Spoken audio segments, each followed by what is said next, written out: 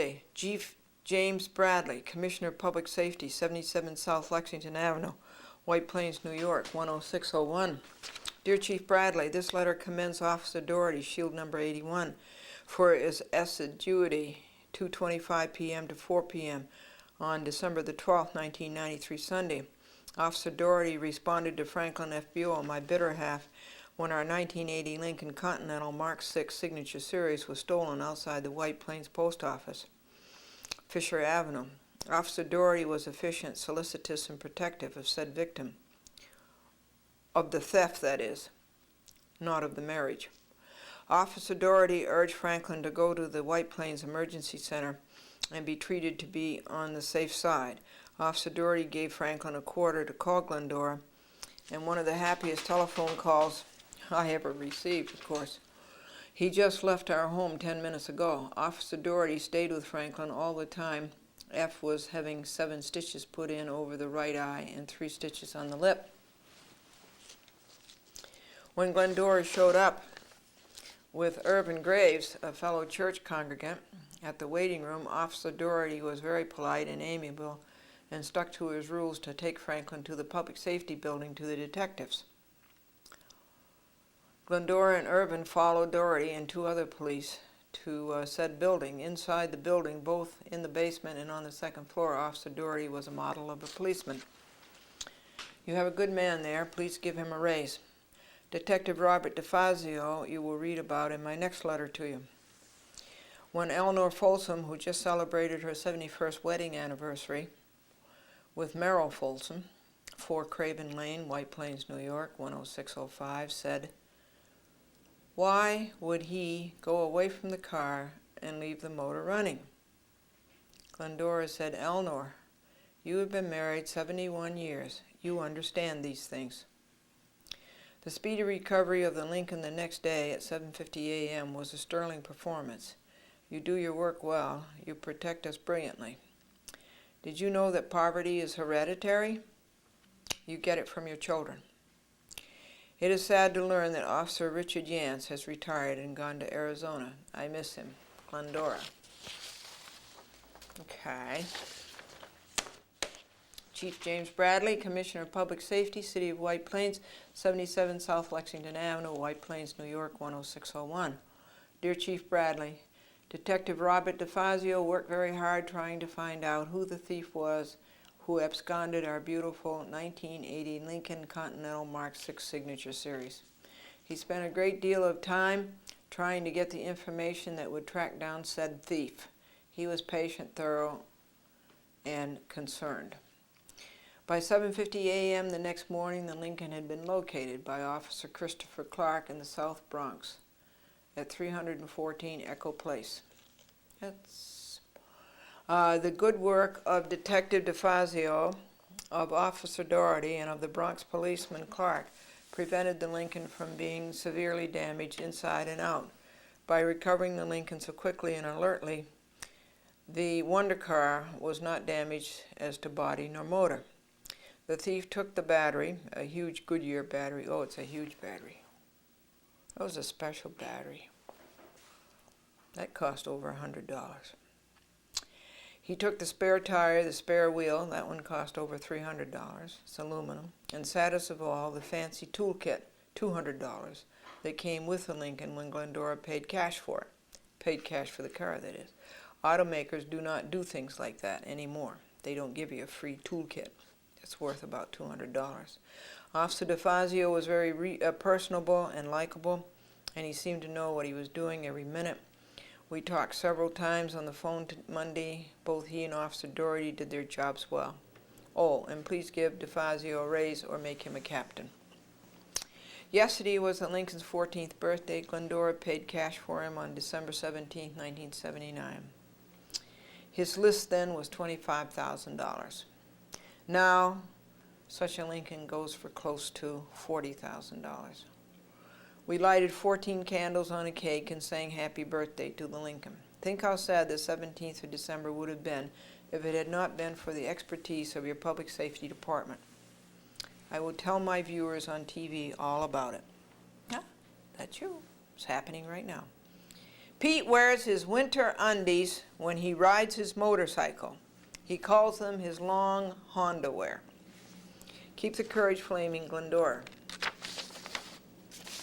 I want to tell you something about that car. It's a Lincoln Continental Mark VI, 1980. It was the first year of the four-door Mark. It was the first year that they made the Mark the luxury car. And they made that car for 1980, 1981, 2, 3, and then they stopped. They took that car and they made 3 cars out of it. They made the Lincoln Town Car, the Lincoln Continental, which has a wheelbase of a Ford, and the Mark VII. So you see, this is why this is a very, and they didn't make many of these. And this is why this is a very, very special car, because it's 3 cars, all rolled into one. William Bratton, Police Commissioner, City of New York, Headquarters, 1 Police Plaza, New York, 10038. This also went to the captain down there, or he's an inspector, deputy inspector. That's higher than a captain at the 46th Precinct, in praise of Officer Christopher Clark. Dear Commissioner Bratton, Glendora wishes to applaud Officer Christopher Clark of the 46th Precinct, Bronx, for locating her 1980 Lincoln Continental Mark VI Signature Series, which was stolen outside the White Plains Post Office, Fisher Avenue, on December the 12th, 93, Sunday at 2:25 p.m. Officer Clark was a fountain of joy when he called Glendora with the good news and also with the instruction on how to retrieve the wonder car. He was pleasant to talk to, and he went beyond and above the call of duty to be helpful to the saddened and shocked victim who had never had any experience with such a terrible offense before. Please give Officer Christopher Clark a raise. Glendora will tell her TV audience about the splendid work on the part of your front linemen. Here's today's joke. Off the coast of Florida, a freighter carrying a load of yo-yos struck a reef and sunk 45 times. Again, Officer Clark was a great source of help and comfort to me at a time when I greatly needed it. Remember, it is my car, but it was my husband, to whom I had been married 39 years, who left the car with the keys in it and with the motor running. Keep the courage flaming, Glendora. And that's it, folks. It certainly was lonesome that Sunday night to look out into its parking space and not see it, knowing that it was being abused. That's a terrible, terrible feeling. But I really don't have to remind you that you don't leave a car with the motor running and with the keys in it. It took all of 25 seconds. You say, oh, this will never happen to me. Or I've done it so many times before. Believe me, it's not worth 37 hours, and it's not worth $500. Okay, and it's not worth losing things that can't be replaced, like the Lincoln aluminum wheel. We replaced that with a black steel wheel and a brand new tire. So at least the spare has a new tire. That costs $105. Jonathan Jaffes gives such good prices. Okay, this is Glendora, a chat with Glendora, and keep your courage flaming.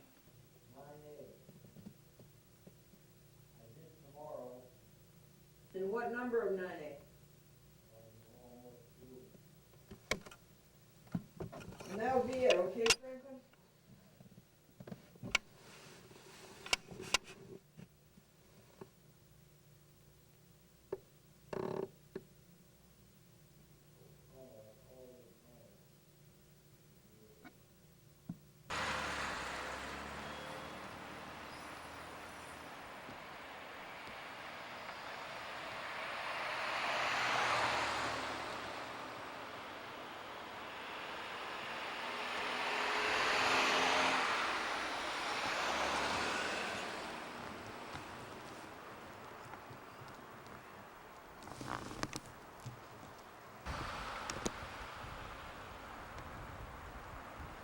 Time is 3:51 p.m.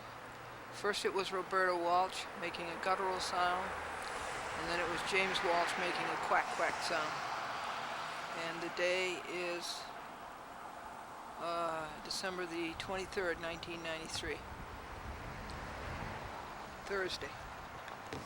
This is what happened on Glendora versus Scott Lord on the week of December the 20th, 1993. Glendora perfected an appeal on 12/20/93 Monday, received the payment of judgment from the business in White Plains that breached a contract that acted like Scott Lord. This man is a lot smarter than Scott Lord. Look what Scott Lord would have saved himself if he had paid up the judgment within 30 days. There is no decision on the breach of contract in the Yonkers Court. On December the 21st, 1993, Tuesday, Franklin started typing the CPLR 5531 for the Fredman Scott record on appeal. Glendora was in Manhattan at NBC TV Network, WNBC TV Local Channel 4, and at the editing station editing a chat with Glendora. But there was no Scott editing. On December the 22nd, 1993, Wednesday, the winter solstice, Glendora finished getting the record on appeal together and finished paginating it. That's for Fredman and Scott Lord. The record is 494 pages.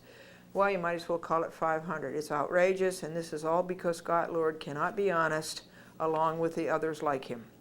Sadie Pierce, a crossword puzzle addict, left a provision in her will that she wanted to be buried 6 down and 3 across.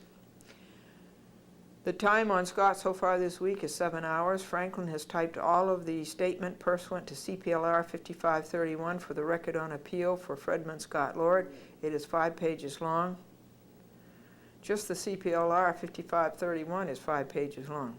Glendora was in church for the noon Advent service and lunch, and then we sped to Manhattan, NBC, to make the last arrangements for Glendora to be on the network Friday morning. Rockefeller Plaza is a madhouse even without David Letterman there. December the 23rd, 93 Thursday, all Scott Lord videotapes that have been edited have been distributed and are at some cable company somewhere and on the cable, waiting to go on the cable or waiting to be picked up and erased. That is, taped over with new programs.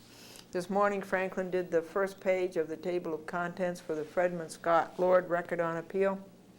Glendora talked to Joseph Hurley at length. He's the chief clerk of the United States Bankruptcy Court, Eastern District. He's stationed in Brooklyn, but he has the control of the Westbury Bankruptcy Court. Glendora talked to Trustee O'Connell this morning. All is moving along. He says Glendora should get paid her $4,900 along about April the 1st, 1994. April Fool's Day.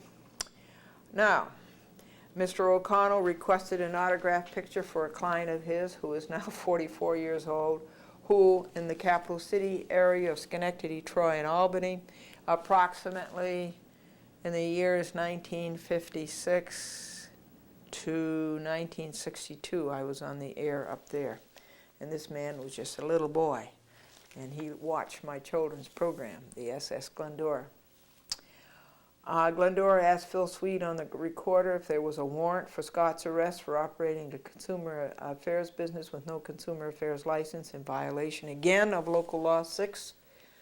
The panhandler asked for $20 for a cup of coffee, and the pedestrian says, well, isn't that high? And the panhandler says, can I help it if I'm a big tipper?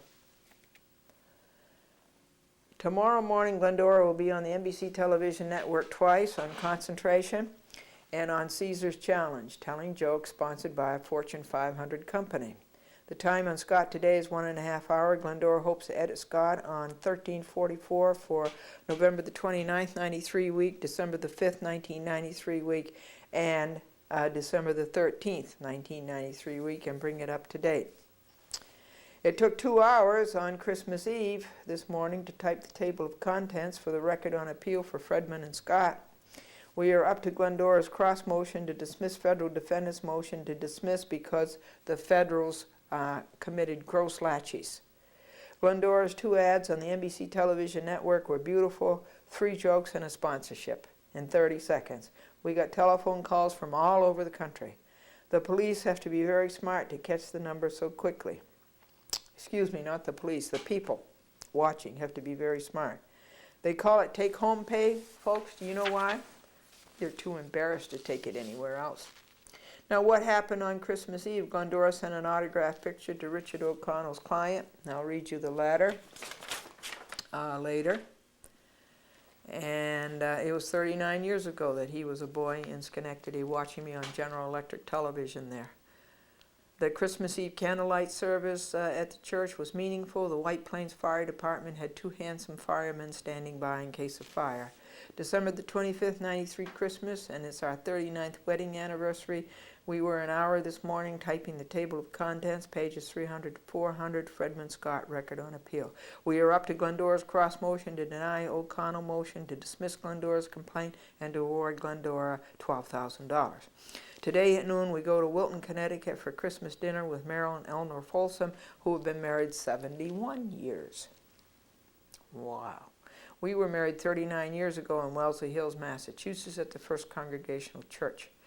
One candidate for a political office has paid $20 million to get his party's nomination, but that's not too bad when you figure it out. That comes out only to $2 a promise. The time on Scott so far this week is 10¼ hours. December the 26th, 1993, Sunday, before church, the trip into the woods was nice into Connecticut. All the people saw Glendora on the NBC TV network. We were gone from 11:30 a.m. to 6:30 p.m., 7 hours. This morning we tabled the contents of the last 100 pages of the Fredman Scott record on appeal. The table of contents is 4 pages long. The record on appeal is 500. It is the biggest one Glendora has ever done. Leave it to Scott, liar, thief, and cheat. It took 2 hours' time on Scott this week. It is 12¼ hours plus an hour to videotape the record for last week on TV. The plumber at the door said to the woman, "Where's the drip?" And the housewife said, "Upstairs, trying to fix the leak." Now I'll read you this letter to Michael Herman.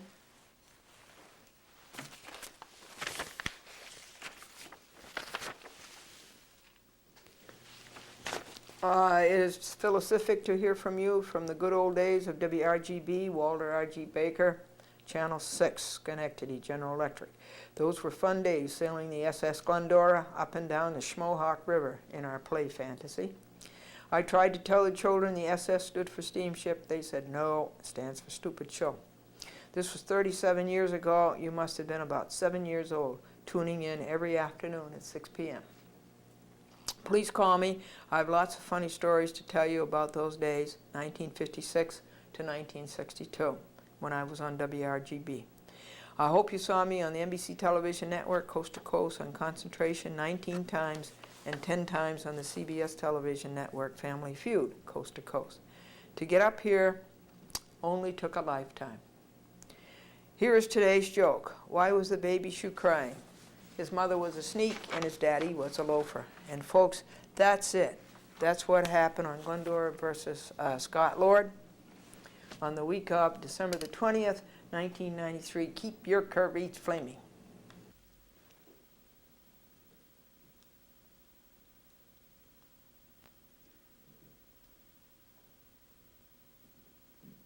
This is what happened on Glendora versus Gannett Broder on the week of December the 20th, 1993. Paper, and it was about toy trains that you can buy. I think it's in Grand Central Station. And then he had one in about Woolworth stores closing and the large size underwear they had for sale. Then there was a third one that was on Monday, December 20th, 1993, I think. And Glendora made a motion to order Gannett to pay $65 on Monday, December 20th, for the personal service that Glendora had to pay for. And that was notarized, and it was served, and it was submitted to the United States District Court, Southern District of New York. Glendora is going on the NBC television network December 24th, Christmas Eve. On Friday morning, she's going to be on Concentration and Caesar's Challenge. Glendora was in Manhattan all day setting it up with the NBC television network, and also she was there editing a chat with Glendora, but she didn't edit any Broder. 30 Rockefeller Plaza is a madhouse. The Advent service was at noon Wednesday, followed by soup and sandwiches. Thursday afternoon, Glendora hopes to bring the Broder editing up to date. That would be November the 29th week, December the 5th week, and December the 13th week. Broder was not on TCI Tuesday night. the new series is playing. Panhandler, can I have $20 for a cup of coffee? Pedestrian, isn't that a lot? Panhandler, well, can I help it if I'm a big tipper? Glendora was on the network telling jokes. Is a good story for Gannett, but Gannett misses more good stories than they write. The time on Broder this week so far is 1.5 hours, and on December the 24th, 1993, Friday, Christmas Eve, Glendora laid down Broder. What happened the last week of November and the first 2 weeks of December? There was no time to finish, except for 3 minutes. There was no time to finish the 3 minutes. Now this is chapter 54 of Glendora versus Gannett Broder. Broder is the longest series that Glendora has ever done. 54 half-hour programs. The closest one next to Broder is 37 chapters so far. And a third series is up to chapter 24. You know why they call it take-home pay, folks? You're too embarrassed to take it anywhere else. Glendora was on the NBC television network coast to coast this morning, and it went great.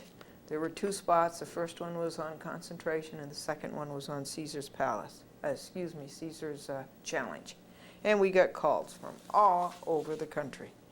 And you get them all day long, too, because the program goes out on the network, but the local stations decide to take it at different times. So way into 1 o'clock and 2 o'clock and 3 o'clock in the afternoon, you're getting calls from the West Coast. The time on Broder yesterday editing was 1 hour and a quarter. And light service at church, it was lovely, and they had 2 White Plains firemen standing by just in case. December the 25th, 1993, Saturday, Christmas, and it's our 39th wedding anniversary. Glendora and Franklin were married 39 years ago on Christmas Day in Wellesley Hills, Massachusetts at the First Congregational Church. Today we go to Wilton, Connecticut, to the daughter of Merrill and Eleanor Folsom. Merrill and Eleanor have been married 71 years. Merrill was a reporter for the New York Times, and before that for the New Rochelle Standard. One politician gave $20 million to get his party's nomination, but that's not too bad, because when you look at that, that comes out to $2 a promise. On December the 26th, 1993, Sunday, Merrill Folsom gave us a copy of his book. This was for our Christmas present, Great American Mansions and Their Stories. He is a very good writer. We were 7 hours in Connecticut with the Folsoms. Folsom is Glendora's name. The Folsom Family Association has its 45th or so reunion in Niagara Falls, Ontario this August. Glendora will be going.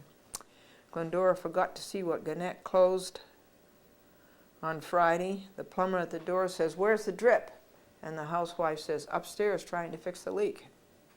The time on Broder this week is 3 3/4 hour, counting the videotape update for this week. Now stand up for what is right and keep your courage flaming.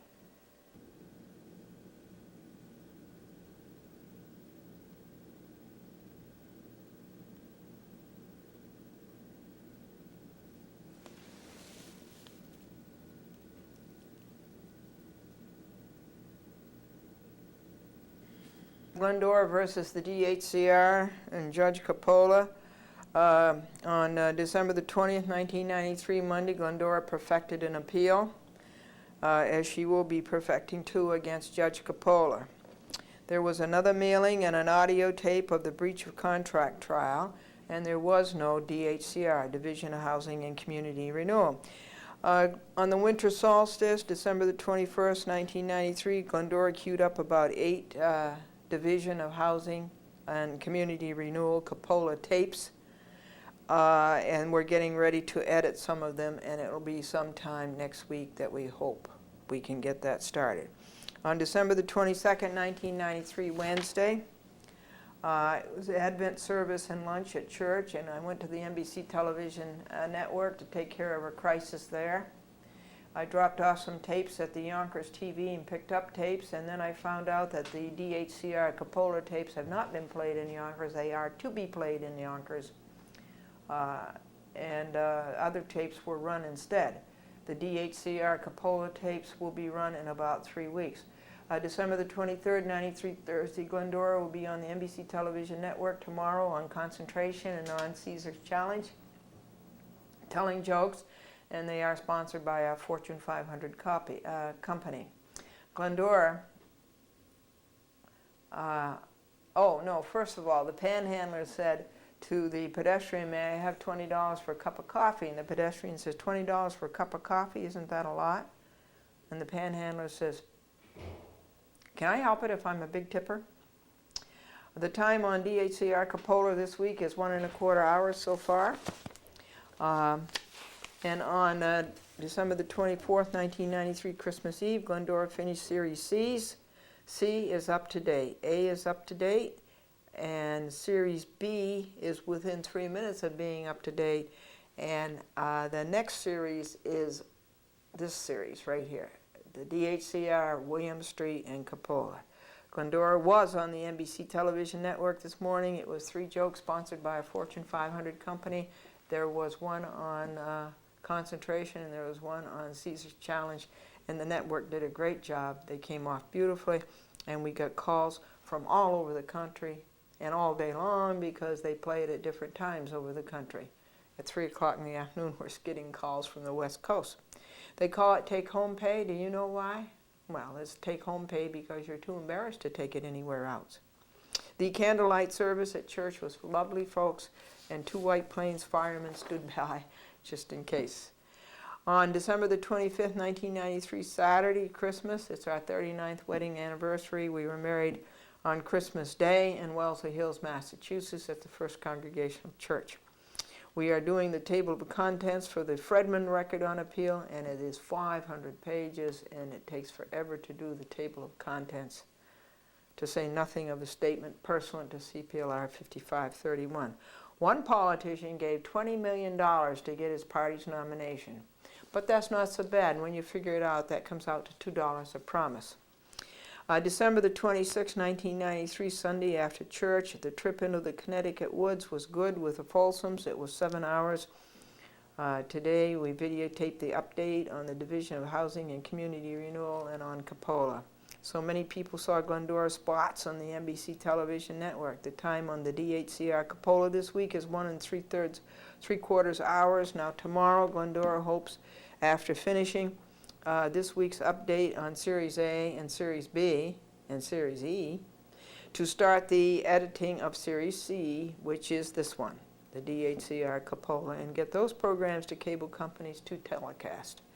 This is a story the public should know. She is planning to go to Manhattan to edit it, the same DHCR and Cupola tomorrow for 4 hours, and that will cost a pile of money. The plumber at the front door said, "Where's the drip?" And the housewife said, "Upstairs trying to fix the leak." This is Glendora versus the DHCR and Judge Cupola, and this is what happened on the week of December the 20th, 1993. Keep your courage flaming.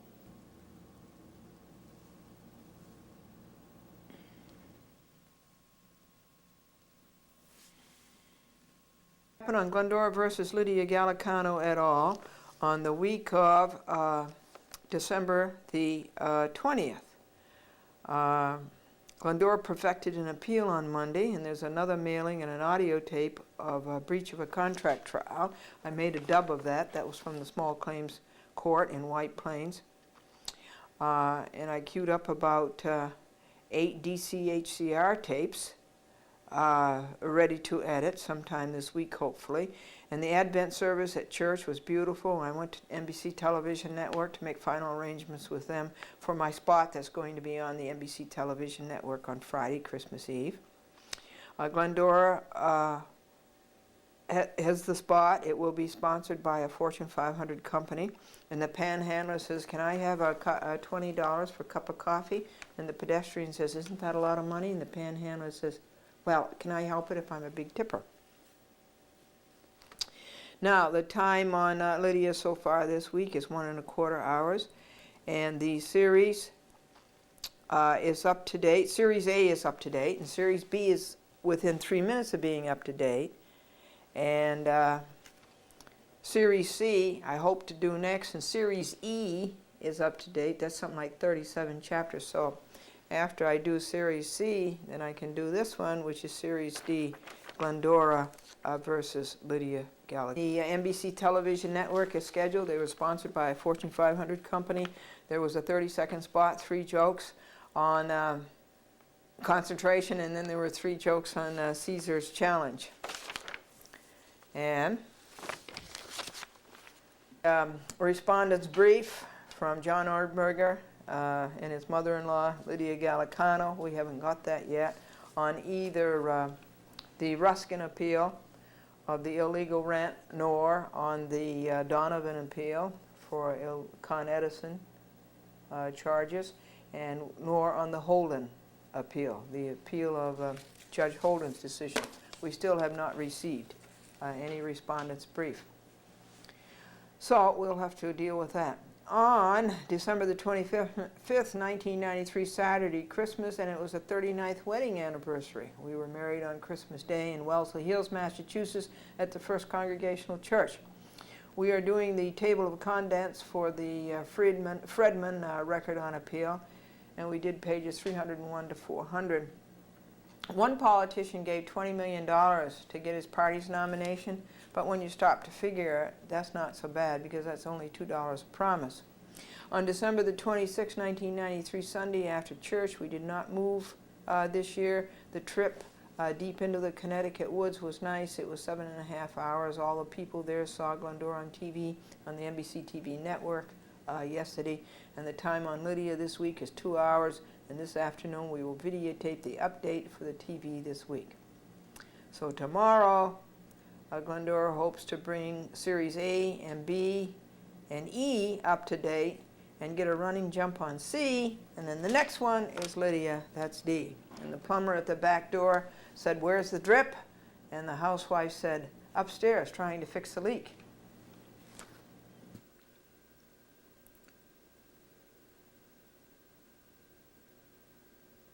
Today, this is what happened on Glendora versus Walsh, Alpucci, and Larkin, and this is mailing number 43, and this is what happened on the week of December 20th, 1993 at 21 Greenridge Avenue. On Monday, the wall log of last week was mailed to 24 people. The list grows.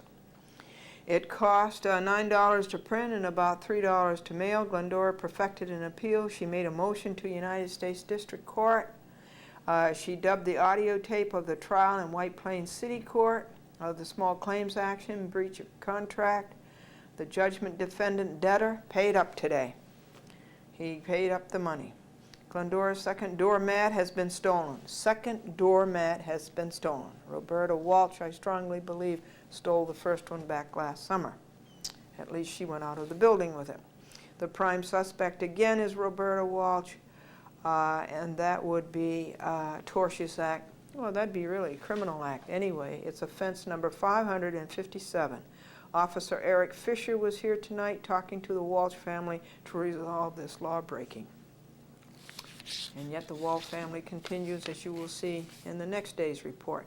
December the 21st, 1993, Tuesday, the winter solstice. Glendora was in Manhattan all day. 6 hours of it was editing wall videotapes. 1361 VHS, 1362 laid down, Chapter 32, 1363, November 20th of 1993, Chapter 33, which would be 1,364th program. That's Chapter 34, November 93, 1,365th program, Wall Chapter 35, in December 1993 has been started.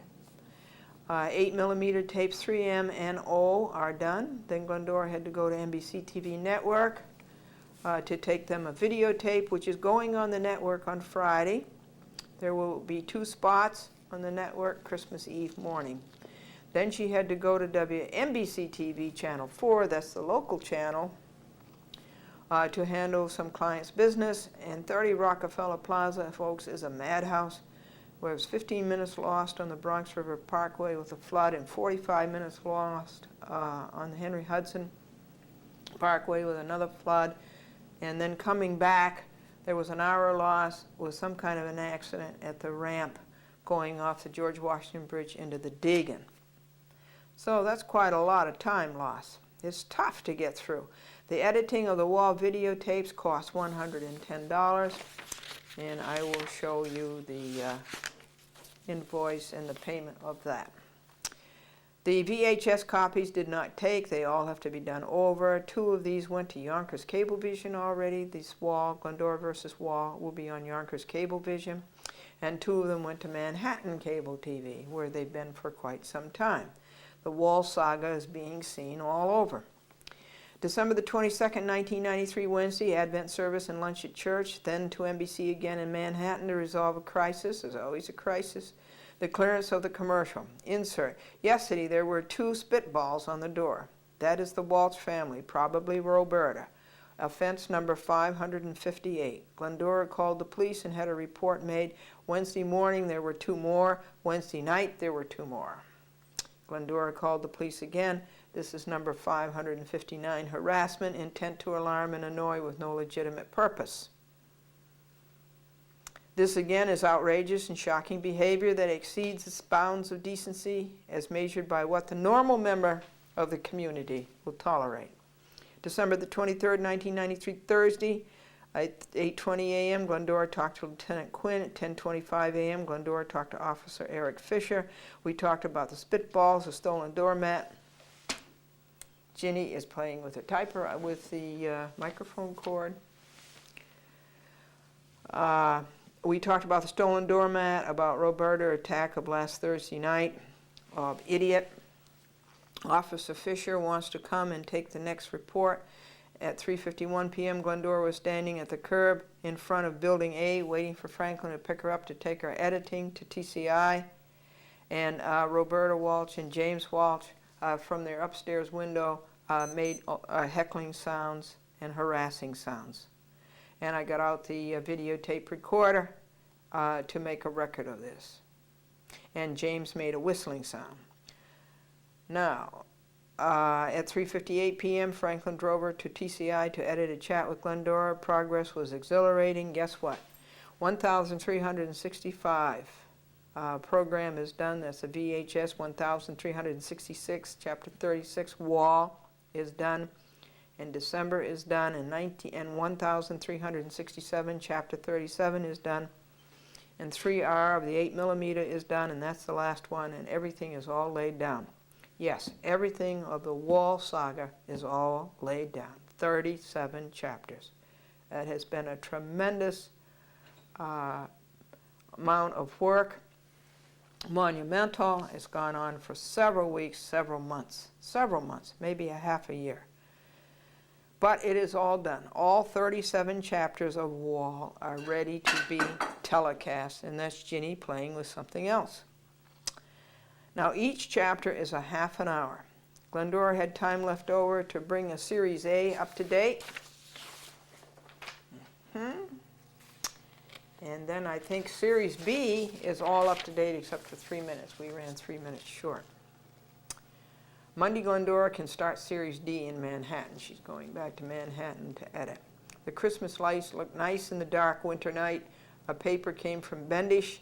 It is hard to make head and a tail of it. Glendora called John Porzio today. The time on Wall so far this week is 8 hours Tuesday and 5 today, and 1 with the police equals 14 so far this week.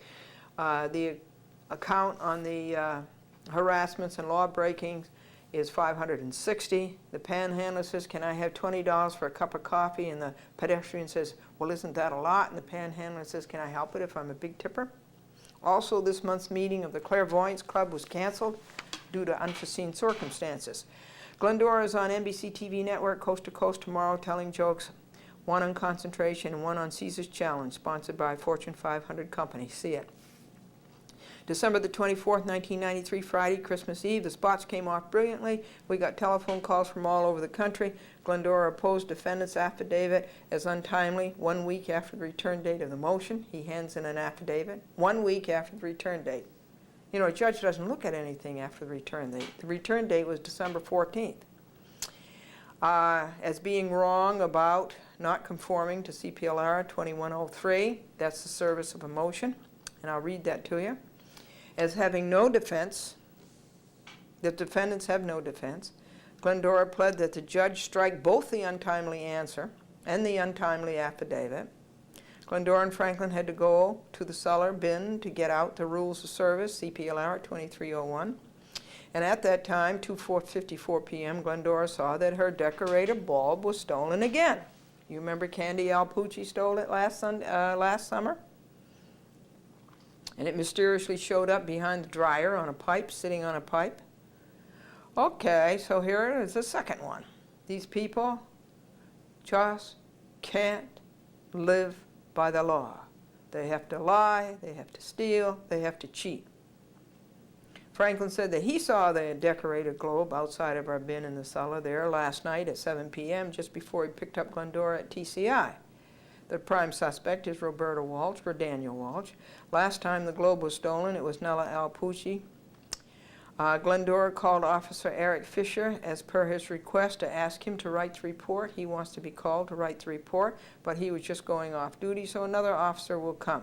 The time is 4:05 p.m. We read the law. The time on wall today is 2 hours. They call it take-home pay. You know why? Because you're too embarrassed to take it anywhere else. Roberta certainly watched Glendora leave at 3:51 p.m. and knew Glendora and Franklin were both gone. Glendora summoned the police and a report was made. The Christmas Eve candlelight service at church was beautiful, and 2 beautiful White Plains firemen stood by in case there was a fire. One candidate in the last election spent $20 million getting his party's nomination, but when you stop to figure it out, that's not too bad. It's only $2 a promise. December the 25th, 1993, Christmas, 39th wedding anniversary. We were married 39 years ago in Wellesley Hills, Massachusetts at the First Congregational Church. This noon, we drive to Connecticut, Wilton, to a Christmas dinner with the daughter of Eleanor and Merrill Folsom, married 71 years. Did you know your 7th wedding anniversary is your 10th wedding anniversary? Yes, that's 7 years of eating out of cans. Franklin and Glendora finished typing the affidavit in opposition to Bendy's so-called affidavit. Next is the affidavit of service. After that is the envelopes. The service on the same will be Monday, and the time on wall today is 3 hours. I will show you the $9 it cost to print the wall log of last week. I will show you the $110 I spent on wall editing in Manhattan on Tuesday. And also down at the corner, do you see the $65 I spent on buying brand new 3/4 inch video cassettes to edit the wall programs on. Sunday, December the 26th, 1993, after church, there have been no laws broken Christmas. All is peaceful, just like the carols. It is 1:30 p.m., close the log, send it to the printers, post it. The videotape, the update for today, this week, the time on wall today will be 3 hours, and the time for the week will be 18 hours. 18 hours spent on these lawbreakers, and the plumber at the back door said, "Where's the drip?" And the housewife said, "Upstairs, trying to fix the leak." And this is what happened on Glendora versus Wall, Alpucci, and Larkin. Now I will read you the plaintiff's affirmation. Well, let me first of all read you this Dippy affidavit sent by Bendish, who we still don't know is the lawyer of these 7 defendants, because he's never signed a declaration of same. Anyway, he writes that this affirmation is submitted in opposition to a purported motion for default that we have been advised has been made by plaintiff pro se. The answer to plaintiff's complaint was served on December 1st, 1993. An affidavit of service has been filed with the court. Even though plaintiff's pro se motion was not properly served, the motion for default must be denied since CPLR Section 2103 has been complied with, wherefore it is respectfully requested that the court deny plaintiff's motion in its entirety. Can you imagine sending out anything that bad? Look at the size of it.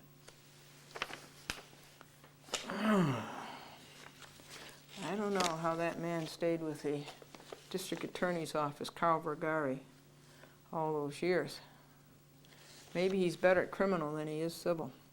Okay. Supreme Court of the State of New York, County of Westchester, Glendora, plaintiff versus Daniel Walsh, Roberta Walsh, James Walsh, Nella L. Pucci, Theo L. Pucci, Andrew Larkin, and Kevin Larkin. Defendants. Index number 20482 of 93, plaintiff's affirmation in opposition to defendant's so-called affidavit of December the 21st, 1993. That's the thing I just read you. Glendora, being duly sworn, deposes and says her objections to defendant's so-called affidavit of December 21, 1993, Wednesday, the winter solstice follows. Untimely. This affidavit was submitted after the return date of plaintiff's motion for default judgment. Same was served December 3, 1993, Friday. The return date for the said motion for default judgment was December the 14th, 1993. Defendant's affidavit is late. Defendants missed the mark by a wide margin of 1 week.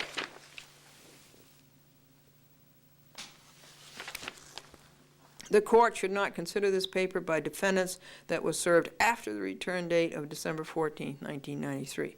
The so-called affidavit is way late, just as their so-called answer was way late. Purported. Defendants do not know the difference between purported and actual. The notice of motion and motion for default judgment were served on each and every defendant in precise compliance with CPLR 2103. The motion for default judgment is actual, not purported. Advised. No attorney had appeared in behalf of defendants on December 3, 1993, when plaintiff's notice of motion and motion were served upon the defendants. There had been no attorney that appeared. Defendant's answer is untimely for all the reasons stated in plaintiff's affidavit in vehement opposition to defendant's so-called answer received by plaintiff too late. Defendants did not answer timely, and plaintiff should be awarded $21,000 plus interest from December the 1st, 1993, plus the costs and disbursements of this action, and whatever further relief the court deems fitting and proper. December 1st affidavit is a phony. For all of the reasons stated in plaintiff's said affidavit, the December 1st date of service of answer cannot be proved by defendants. They just can't prove that they served it on December 1st. Plaintiff's notice of motion and motion for default judgment were properly served pursuant to CPLR 2103. There's CPR 2103, folks. Who can serve? Except where otherwise prescribed by law or order of court, papers may be served by any person not a party to the action and over 18 years of age. Upon an attorney. Well, at that time, they didn't have an attorney. At the time I made the motion for default judgment, no attorney had appeared. Okay, so then you go down to the next one, and you say upon a party. So the parties are the above, the Alpuccis, the Walshes, and the Larkins. If a party has not appeared by an attorney or his attorney cannot be served, service shall be upon the party himself by a method specified in paragraph 1, 2, or 4 of subdivision B. So that's this one right up here. Here's subdivision B, and we chose to. Well, it says this. I'll read it to you. By mailing the paper to him at the address designated by him for that purpose. That is, by mailing the motion for default to each of these defendants. That's what we did. Or if none is designated, no address is designated by the defendant at his last known address. Well, we know what the designated address is. It's 21 Greenridge Avenue. Service by mail should be complete upon deposit of the paper enclosed in a postpaid, properly addressed wrapper in a post office or official depository under the exclusive care and custody of the United States Post Office Department within the state of New York, where a period of time prescribed by law is measured from the service of a paper and services by mail. 3 days shall be added to the prescribed period.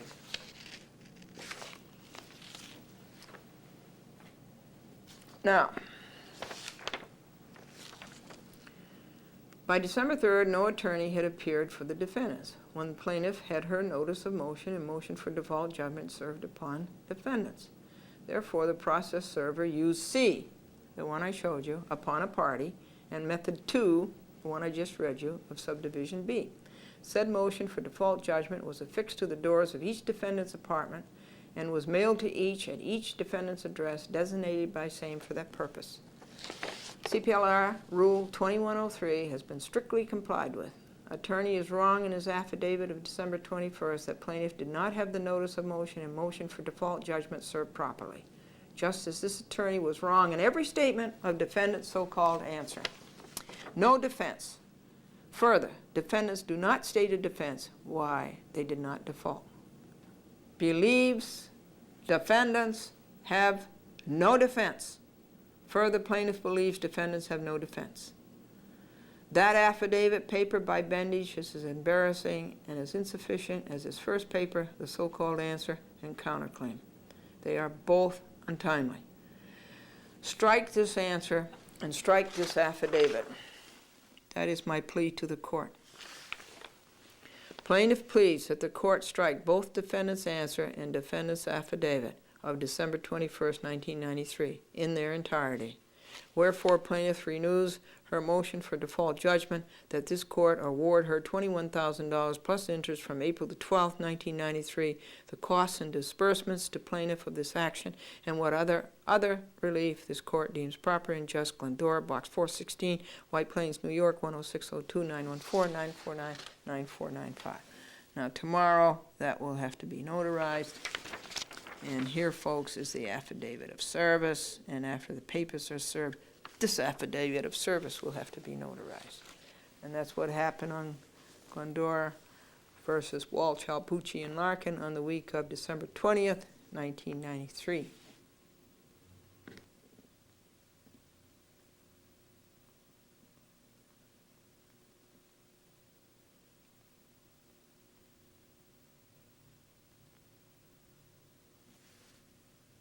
This is the decision from Judge Noka in the City Court of the City of Yonkers, Small Claims Part, County of Westchester, State of New York, decision, order, and judgment. Small Claims Docket Number SC 7977 of 93, Glendora, doing business as Glendora TV Ads, plaintiff against Russell Brower, defendant. This is an action to recover the sum of $500. The sum which the defendant allegedly agreed to pay plaintiff for plaintiff's promise to produce a television commercial of defendant's business for viewing on a major television network. After hearing and considering all of the evidence presented at the trial of this action held on November 29, 1993, the court makes the following findings of fact and conclusions of law. That the plaintiff established by a preponderance of the credible evidence that the defendant accepted her offer to produce the subject television commercial and agreed to pay the plaintiff the sum of $500 in consideration thereof. That although plaintiff was ready, willing, and able to perform all of the terms and provisions of the subject agreement on her part to be performed, defendant rescinded the subject agreement, denying that he had ever accepted plaintiff's offer, contending that if he had ever accepted plaintiff's offer, it was conditional upon his partner's acceptance, which had never been obtained.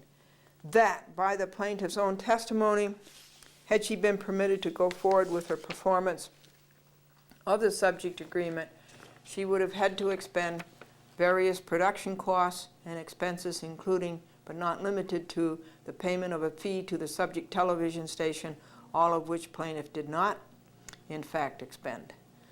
That, subtracting said projected production costs and expenses from the $500 contract price, it is the decision and holding of this court that the plaintiff was actually damaged in the sum of $250. Accordingly, judgment is granted in favor of the plaintiff and against the defendant in the sum of $250, together with the cost of instituting this action, namely $5.58. That the court is in no way persuaded by the tape recording introduced by the defendant of a telephone conversation had with the plaintiff, which by its very content took place at a date subsequent to plaintiff's offer. The foregoing constitutes the decision and order of the court, dated and entered Yonkers, New York, Joseph F. Noka, City Judge of the City Court of New York. And this was sent to Glendora, and to Russell Brower at 32 Kenneth Avenue, Hartsdale, New York, 10530.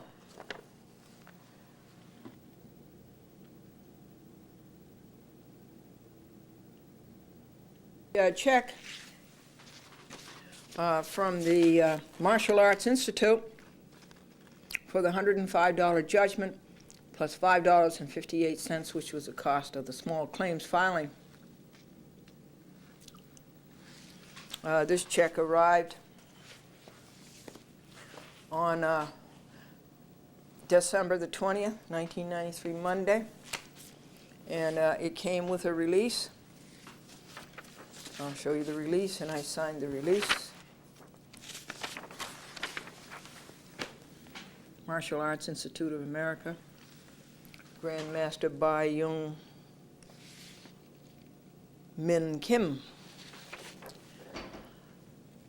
Glendora, I enclose a check from the Martial Arts Institute of America in the amount of $110.58 in payment of the judgment against Martial Arts Institute of America and Grandmaster Bai Young Min Kim, dated December the 15th, 1993. This payment is made in full satisfaction of this judgment. Agreed. I agree to that. Please sign the enclosed copy of this letter to confirm that this judgment has been fully satisfied on the signature line below, and return it in the enclosed stamped envelope. Very truly yours, Grandmaster Bai Young Min Kim. I accept the check of Martial Arts Institute of America for $110.58 in full satisfaction of the judgment described above. No question, that's fair and square. Here's another picture of the check that's even better.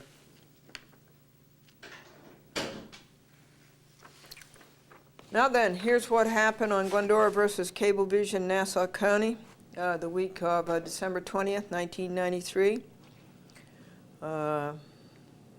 Glendora was out in the afternoon of Monday, December 20th, when Royal Insurance called and asked Glendora to call them regarding the lawsuit with Cablevision of Nassau County. And thank you. And on December 21st, 1993, the winter solstice, Glendora was in Manhattan all day editing videotapes for her program and setting up her spots on the NBC television network. She was in Manhattan from 9 a.m. to 9 p.m. My goodness, that's enough to undo a person. Cablevision Yonkers called and asked Glendora to sign contracts both for Yonkers and Harrison for the coming year. Crossword addict Claire Williams said that she left a clause in her will when she died to be buried 6 down and 3 across. On December the 22nd, 1993, Wednesday, all of the green cards are in, but Charles Dolan. Franklin asked the post office to trace this one. Glendora is going on the NBC television network Friday, 2 30-second spots of jokes sponsored by a Fortune 500 company. December the 23rd, 93, Thursday, the summons and complaint was sent to William J. Bell at the wrong address. He will have to be served over. Not only is it the wrong address, it's the wrong person. Isn't that awful? 2 people with the same name. You know, it's not William Bell, it's William J. Bell. And the William J. Bell who lives in Plantam is not the William J. Bell who works for Cablevision. This month's meeting of the Clairvoyance Club was canceled due to unforeseen circumstances. Glendora returned the call of Royal Insurance Company.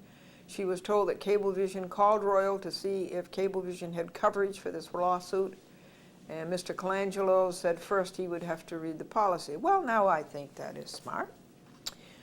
December the 24th, 93, Friday, Christmas Eve, we worked on getting ready the summons and complaint to serve on William J. Bell of Cablevision. It went to the wrong William J. Bell, December 6, 1993. That took an hour. The spots on the NBC television network were beautiful this morning, folks. Glendora got lots of telephone calls from all over the country. The network puts it out at a certain time, but the local stations pick it up and play it at different times. So we were getting telephone calls up until 2 o'clock and 3 o'clock in the afternoon from the West Coast. Bob and Joan are the perfect couple. He's a hypochondriac and she's a pill. The Christmas Eve candlelight service was lovely at church. 2 firemen were standing by from the White Plains Fire Department. December the 25th, 93, Saturday, Christmas. This is our 39th wedding anniversary. We were married in Wellesley Hills, Massachusetts in the First Congregational Church on Christmas Day. It took hours to get the summons with notice and complaint ready. It took how many hours? You should say. To serve the right William J. Bell and to get the release ready for discharging the wrong William J. Bell in Plandome. One candidate spent $20 million getting his party's nomination, and that's not too bad when you think about it. It comes out to $2 a promise. December the 26th, 1993, after church, the trip deep into the Connecticut woods was very nice. The time on Cablevision Nassau this week is 4 hours. Glendora will videotape what happened this week for television. And the plumber at the back door said, "Where's the drip?" And the housewife said, "Upstairs trying to fix the leak." Now this ends what happened on December 20th week, 1993 with Cablevision in Nassau, and I'll show you that wrong William J. Bell service. Serve it over thusly, and this time we'll send it to Cablevision. We'll send it return receipt as we did the other ones, return receipt requested and certified mail. Here's Form 18A, which is acknowledgement. He has to acknowledge that he received it and send that back to us. And by the way, none of the Cablevision Nassau people have acknowledged that they've received it. And they only had 20 days to do that. And that's today. That is today. Because they were served on December the 6th. They have 20 days. I guess you give them 3 days by mail. Okay, so that has to go out to the right William Bell. And this has to go to the wrong William Bell and to his lawyer. And we're going to have an affidavit of service on that. And we're sending this to the lawyer that this was served on the wrong person. This is a stipulation discontinuing the action against the wrong William Bell. Okay. All right.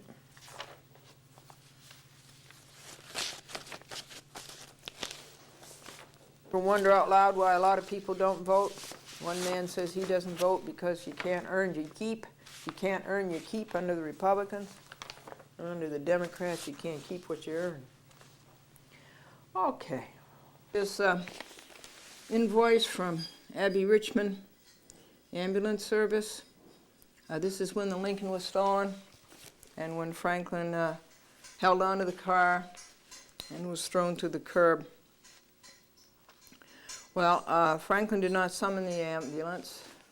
The ambulance came, dispatched per order of the White Plains Police Department, it said, but anyway, Franklin didn't order it. And Franklin refused the service of the ambulance. And he had to protest considerably to get rid of the ambulance, but he did get rid of them. And regardless, Franklin gets this bill for basic life support, 50%, no transport, $90. And he didn't even use it from Fisher and Orawampum, White Plains. And 2, no transport, total due $90, dispatched per order of the White Plains Police Department.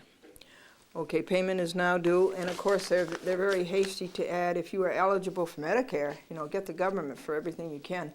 Please complete enclosed Medicare form, items 1 through 6. For your convenience, prepared envelope is enclosed. Well, I wrote them a letter, and I told them that these were the people who were responsible for health care costs soaring out of the reach of people, and that Franklin refused the service, and he didn't want the service, and that there was nothing to be paid. And I wrote it to the owner, and I told him that I was going to tell you about it on TV. In the middle of the week sometime, we got 3 calls, 4 calls, 5 calls from Abby Richmond Ambulance Service. And we will, and that's the way that stands. It's just terrible. It's just terrible.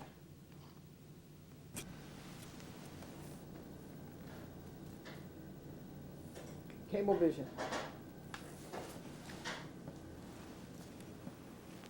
And Abby Richmond. Abby Richmond is 2 minutes.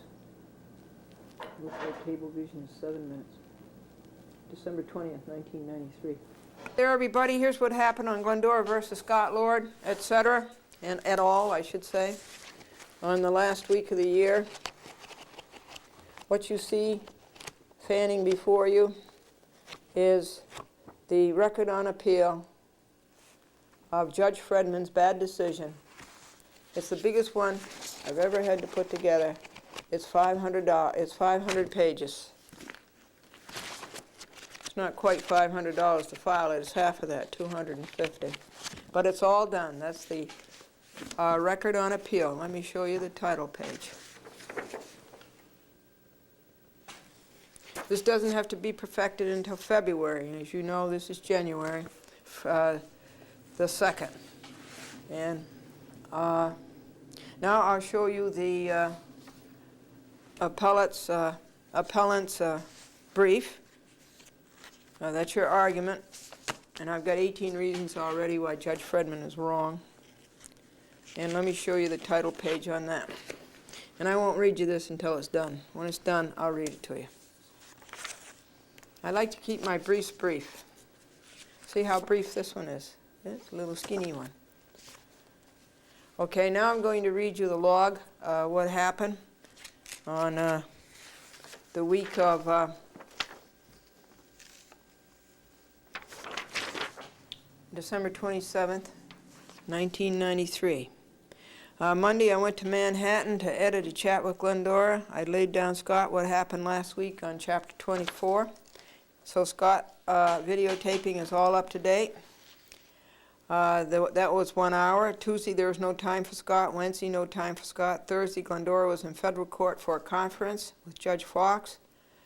Why don't people vote? Harold says, under the Republicans, I can't earn my keep, and under the Democrats, I can't keep what I earn.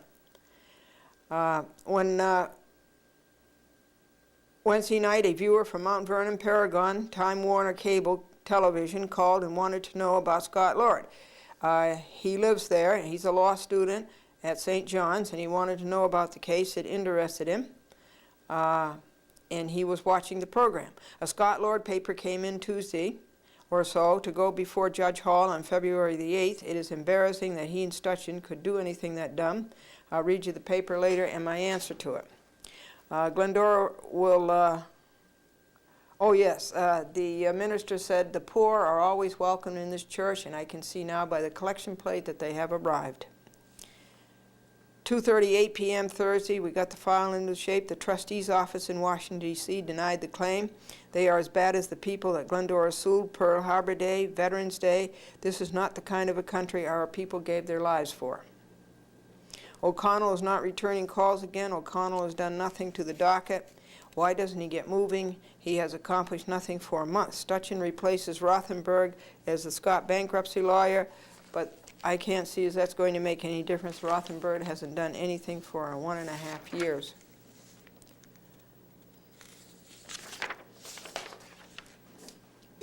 I write it out in longhand and then he types it.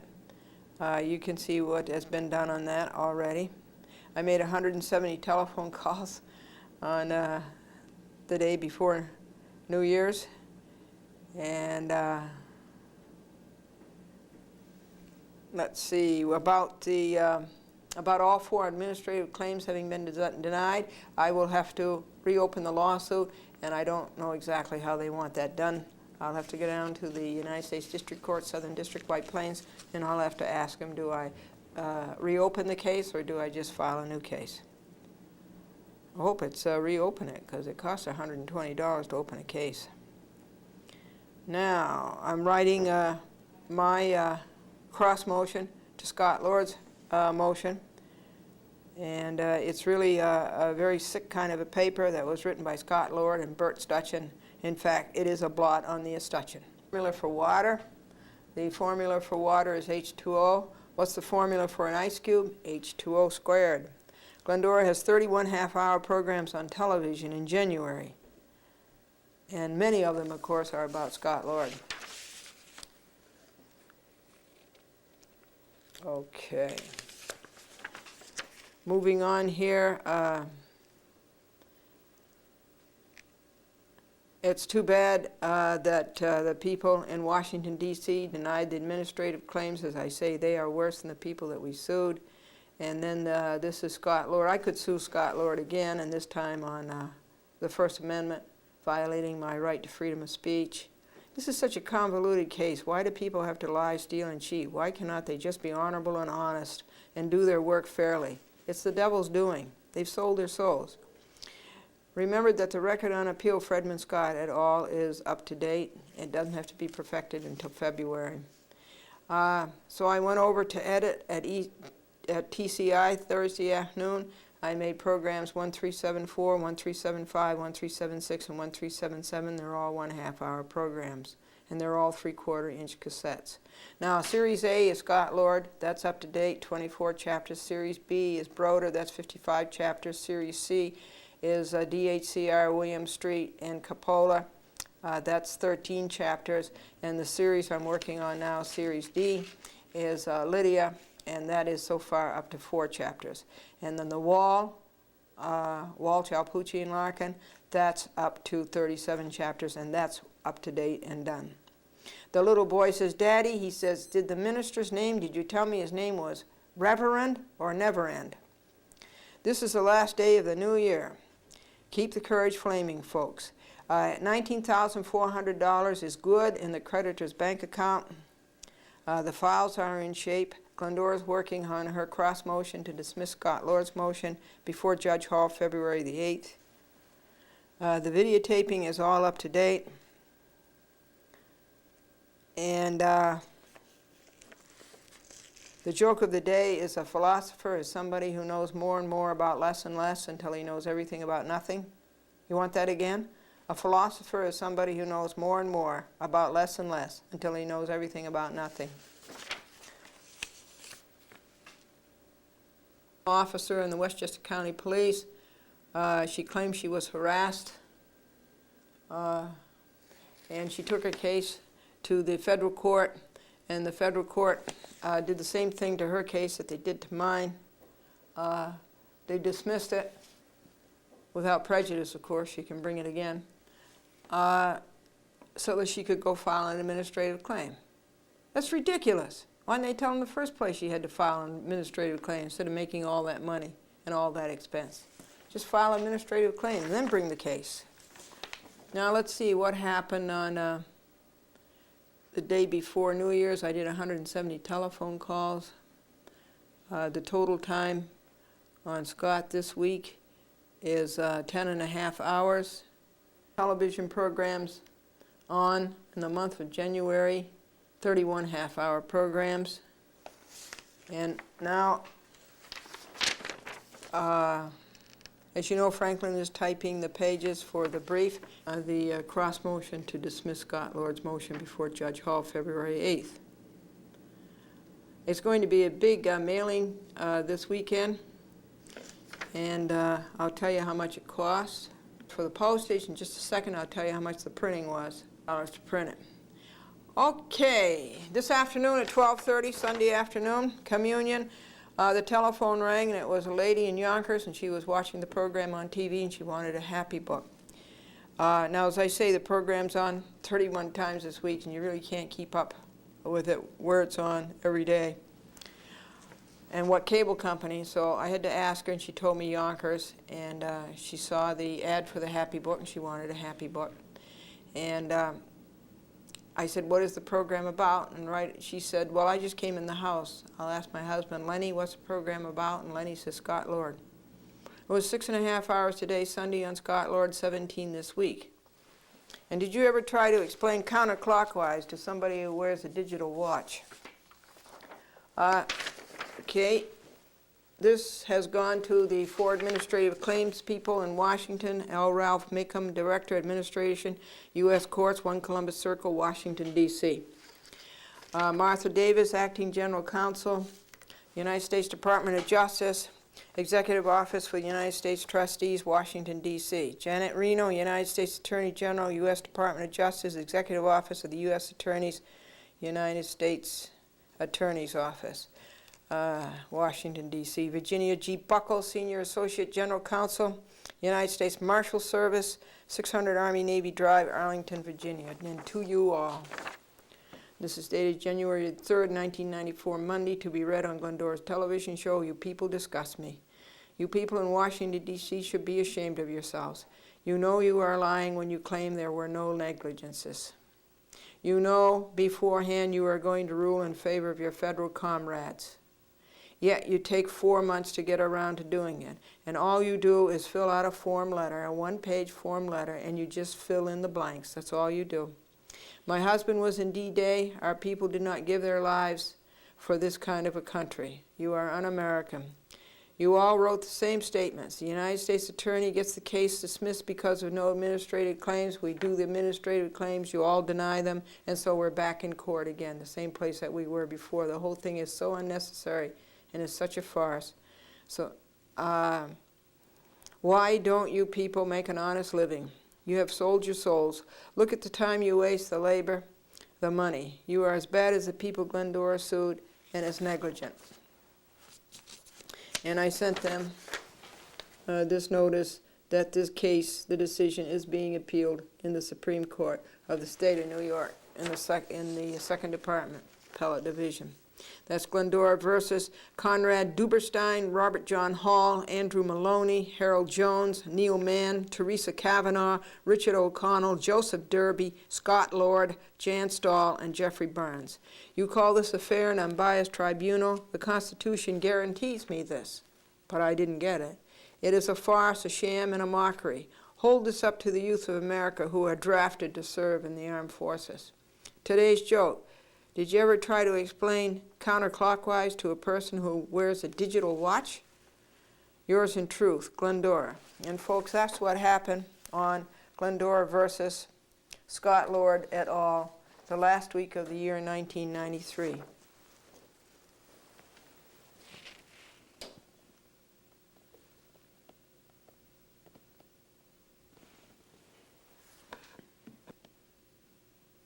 This is 600 count, 12 minutes long. This is what happened on Glendora versus Gannett Company. Well, here they are. I will read them to you. The Gannett Company Incorporated, Gannett Suburban Newspapers, John Curley, Gary Watson, Douglas McCorkindale, Gary Sherlock, and Kenneth Paulson, defendants. And this is a notice from their lawyer who lives in Rye. His name is Robert Callaghy, and he works for a law firm downtown on Park Avenue. And what is the name of that law firm?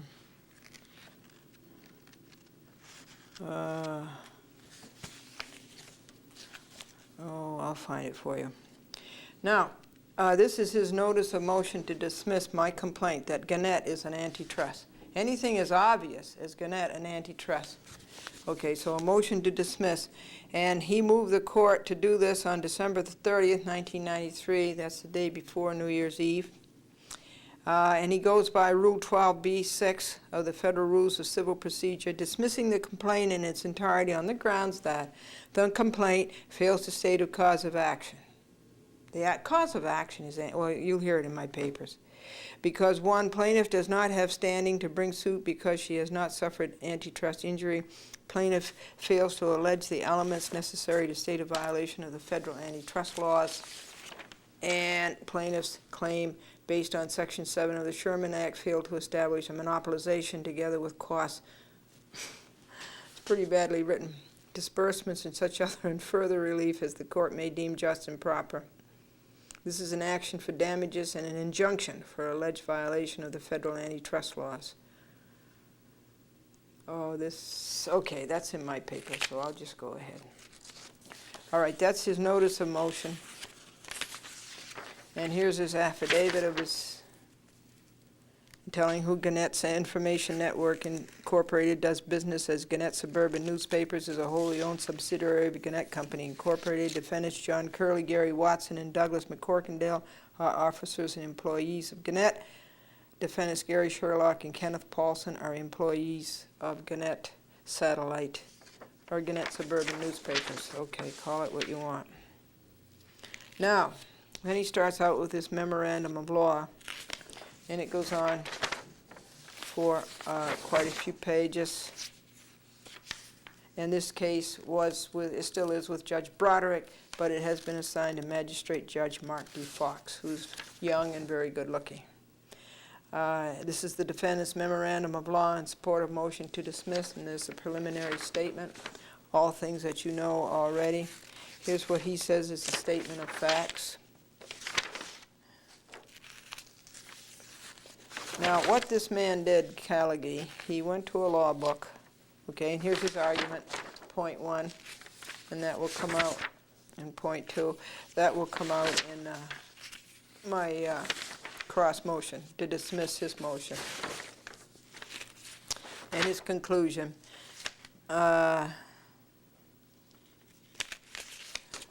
Satterley, Stevens, and something is the name of the law firm. Now, United States District Court, Southern District of New York, Glendora plaintiff against Gannett Company, Incorporated, Gannett Suburban Newspapers, John Curley, Gary Watson, Douglas McCorkindale, Gary Sherlock, and Kenneth Paulson, defendants. 93 Civ 5561 is the number of the case, and it's assigned to Vincent L. Broderick. Notice of a cross motion. I got this out. I started writing this Wednesday afternoon, and I had to have it ready by 9 o'clock Thursday morning. Plaintiff's cross motion to dismiss defendant's motion to dismiss and to grant plaintiff her motion for default and/or summary judgment for $600,000, the cost, disbursements, and whatever other relief the court deems fit. Please take notice that upon the annexed affidavit of Glendora sworn to December 30th, 1993, with exhibits previously submitted thereto and all other pleadings and prior proceedings, had herein Glendora will cross-move this court before the Honorable Mark D. Fox at the United States Courthouse, 101 East Post Road, White Plains, New York, on December 30th, 1983, at 9 a.m. or as soon thereafter as plaintiff can be heard, to dismiss defendant's motion and to grant plaintiff her motion for default and/or summary judgment for $600,000, cost, disbursements, and whatever other relief the court deems fit. So that's the notice of motion, and here's my affidavit where you say Glendora, being duly sworn, deposes and says that her reasons for making this cross motion follow. Point A, bizarre. Please take further notice that pursuant to Rule 3C2 of the Civil Rules of the United States District Court for Southern and Eastern Districts of New York, answering papers, if any, are to be served so as to be received at least 7 days prior to the return date of this motion. Dated New York, December 15, that's when it was dated, but I received a Satterley, Stevens, Burke, and Burke. When Glendora plaintiff receives this motion 3 days before the return date, how can the plaintiff's answer 7 days prior to return date? Attorney's December 15th is a phony date and is meaningless. This is as non sequitur as everything else in defendant's motion to dismiss. Isn't that bizarre? Point B, no declaration under penalty of perjury. Lawyer Callaghy does not declare under penalty of perjury that he is writing the truth. Point C, no declaration fully familiar with facts and circumstances. Nor does this lawyer declare that he is fully aware of the facts and circumstances, nor does he write as though he is. Point D, strike the endorsement. Plaintiff never got a copy from the court. Okay, Callaghy, I read you that letter that he wrote to the court, that he wanted a conference and he was going to make a motion to dismiss at the conference. Well, then Judge Broderick scrawled in his handwriting that was endorsed by the court. And then the thing that was so bad about it is that the court neglected to send me a copy of this. So I didn't know until I got the opposing paper sometime around Monday or Tuesday that this was happening. So I said, by letter dated October 13, 1993 to Judge Vincent Broderick, defendants requested a pre-motion conference with the court to set up a briefing schedule for a motion to dismiss the complaint. Said letter was endorsed by the court on October 18, 1993, permitting defendants to proceed with a motion to dismiss without a pre-motion conference. A copy of the October 13, 1993 letter is annexed here too. Well, here's Judge Broderick's handwriting. And he says it's okay, all right? But then the court never sent Glendora an answer. Defendants now respectfully request a pre-motion conference with the court so that we may set up a briefing schedule for a motion to dismiss the complaint. Well, I never received that and never was notified the court, so I asked the court to strike that, because that's a denial of due process. Point E, defendants have no defense. Plaintiff has stated in prior pleadings and proceedings that defendants do not state a defense. Defendants do not defend themselves. Point J, defendants do not tell the truth. Plaintiffs listed all the elements necessary to state several violations of the antitrust laws, the Sherman and Clayton Acts. Plaintiffs have never known Gannett, nor its attorneys, nor its employees to tell the truth about anything. How many more can an injured person state than what Glendora stated on page 8 of her complaint? Point K, defendants have not opposed plaintiff's motion for default judgment. It's an important point. They've never opposed it. Then I should win, right? So plaintiff's motion for default judgment should be granted. The defendants ignored the 20-day summons with notice and complaint. Their squashy or squishy so-called answer, quote unquote, was not timely and was not sufficient. Point L, defendants have not opposed plaintiff's motion for summary judgment. On the grounds defendants have not stated defense and plaintiff believes defendants have no defense. So plaintiff's motion should be granted. Point M, defendants have not opposed Glendora's motion for an order that defendants pay her $65 for service made necessary by defendants not returning Form 18A, which they made such a fuss over. Defendants are wrong to obfuscate the court with a Harrison court wrong decision on breach of contract. Now, isn't that dumb? Decision because he was intimidated, like all Westchester County judges I know, by Gannett. Judges need that newspaper endorsement at election time, and their political bosses cannot get along without it either. Plaintiff plaintiff objects to the time and space defendants try to steal with their irrelevance. Defendants should be ashamed by such a child's ploy to distract the United States District Court, Southern District of New York, from thinking about the issues. Gannett's monopoly, antitrust, and violations of the Sherman and the Clayton Act.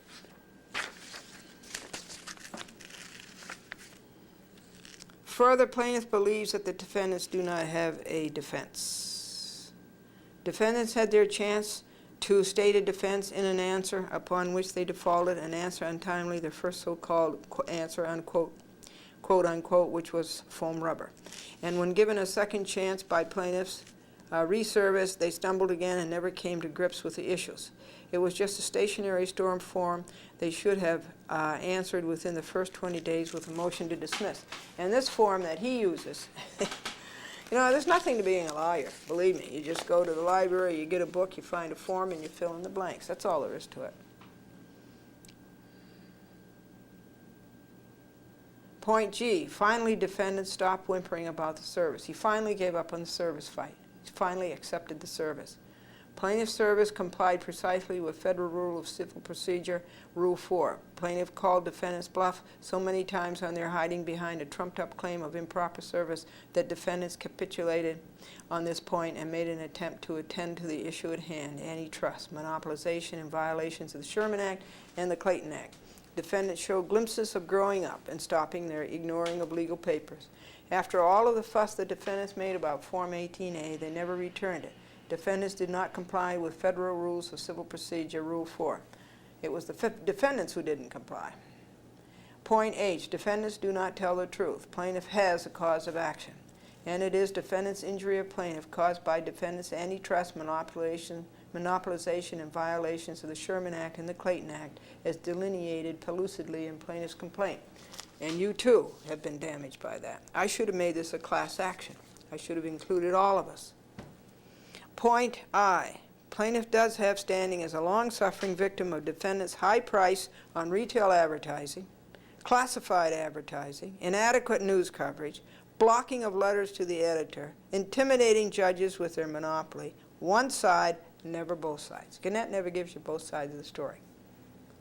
Journalism 101, funk the basics. Bad reporting, bad writing, bad faith. Plaintiff lives every day of her life deprived of competition because defendants have a monopoly. If defendants had not monopolized, committed antitrust, and violated the Sherman Act and the Clayton Act, Judge Johnson may have ruled justly, and Gannett would not have had the crippling power to breach a contract, to lie, to steal, to cheat, and all in their unbearable monopolistic arrogance.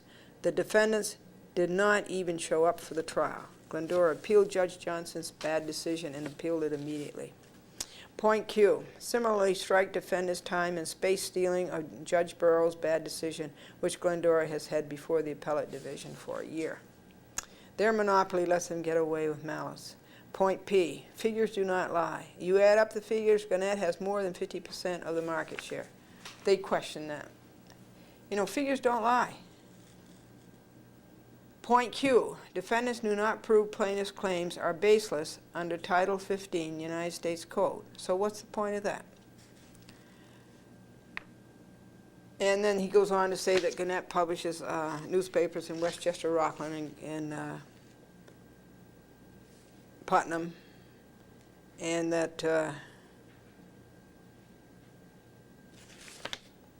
I don't know what his point is, and that is, you know, in the New York metro market. I really just don't know what his point is. And point R, judicial notice. The court is asked to take judicial notice that the Sunday New York Times, oh yes, I complained that the Gannett Sunday paper is $1, and he says that, and in defense he says that the New York Times is $2. And I say the court is asked to take judicial notice that the Sunday New York Times is worth $2, but the Gannett paper is not. I talked to Mr. Salzberger again, the owner of the New York Times. I've forgotten what joke I told him. Oh, yeah. No, I guess that wasn't the joke. But anyway, he laughed and laughed. He has such a jolly, jolly laugh. Point S, a matter of law. As a matter of law, plaintiff does have standing to bring suit against these defendants and daily suffers injury cognizable by the federal antitrust laws, alleges all the elements necessary to state a claim of conspiracy, and establishes the elements of monopolization. Anybody who lives in Westchester, you, Rockland, or Putnam, is injured by defendants' conspiracy and monopolization in violations of the Sherman Act and the Clayton Act. Even this court, even this judge, plaintiffs should have brought a class action for all of the suffering victims of defendants' monopoly in these 3 counties. Wherefore, plaintiff's complaint, as a matter of law and fact, does state a case of action, a cause of action, and plaintiff should be granted the $600,000 damages, the costs, and what other relief this court deems just. Point T, repetition. Defendants keep saying the same thing over and over again. It is a recorded announcement. They said the same thing, the thing that I read you at the start, 4 times. It is because they have no defense. Point U, this is all true and defendants do not disprove it. Significantly, plaintiff alleges that because of defendants' alleged monopolistic control, advertising rates have risen unfairly, that the Sunday newspaper costs over $1, that Gannett is not fair in printing letters to the editor and has not printed 8 letters. She has submitted 8, now it's about 12. That persons placing advertisements must pay for coverage in all 3 counties, not just their home county, that defendants print just one side of a story and do not cover local news, and that a person cannot get a fair trial in Westchester County against Gannett because judges are afraid of Gannett and rule in its favor to avoid retaliation. That is all true. Point V, this is not true. This brief will establish that these allegations are insufficient to establish plaintiff standing to sue and are insufficient to state a cause of action for violation of the antitrust laws. Point W, 8, right to redress wrongs. When plaintiff has the constitutional right for standing to assert that this law in federal courts, plaintiff has the standing to redress her government for wrong done her by defendants. Defendants do not have the constitutional requirement to say antitrust is protected by freedom of the press. Can you imagine that? They bring in freedom of the press, as attorney Colleague sadly claimed in his foam rubber so-called answer. Point X, computer, not a person. Defendant's memorandum is not written by a person, it is written by a computer. Plaintiff has sustained and continues to sustain distinct and palpable injuries as a result of defendant's monopolization. Said injuries are obviously traced to defendant's monopolization.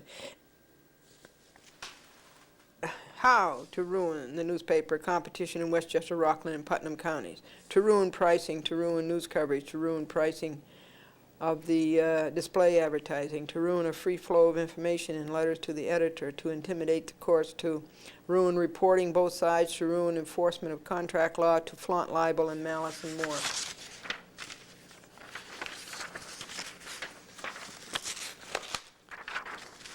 And point Z, alpha to omega.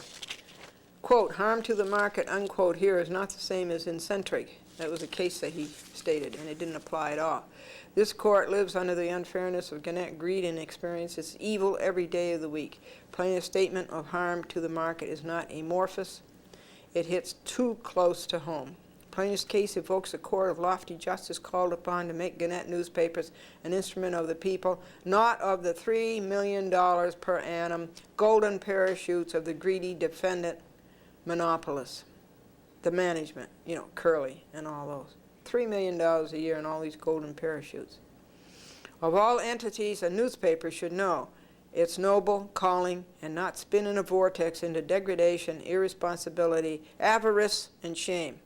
Accordingly, this court should rise to the occasion, as did Judge Green in ATT MCI, and grant plaintiff's cross motion to dismiss defendant's motion. Grant plaintiff's motion for default judgment and a summary judgment, and grant plaintiff's motion to order Gannett to pay her $65. Now, so these are point AA, double B, double C, and so forth. And it takes apart just about every paragraph that Callaghy has written for the defendants. And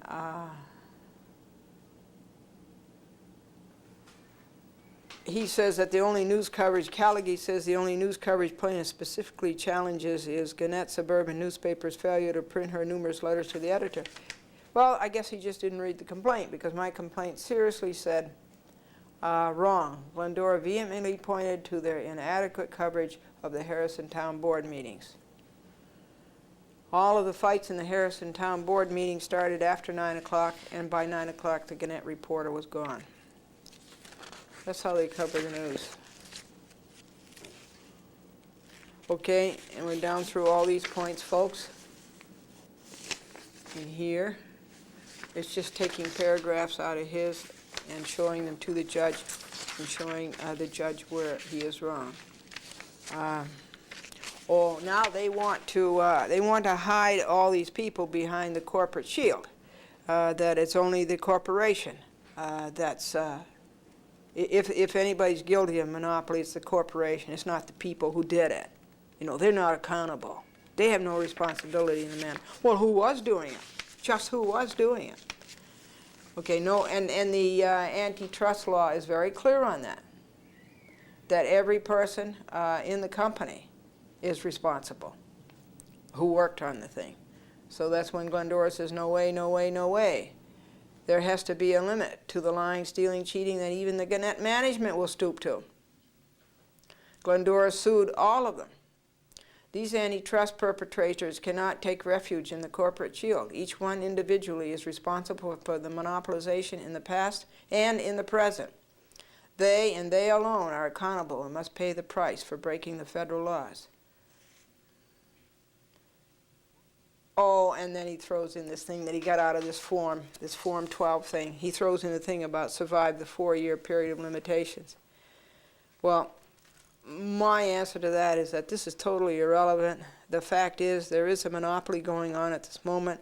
There is antitrust going on at this minute, and defendants at this very moment are violating the Sherman Act and the Clayton Act. And even monopolistic, arrogant Gannett cannot get away with that.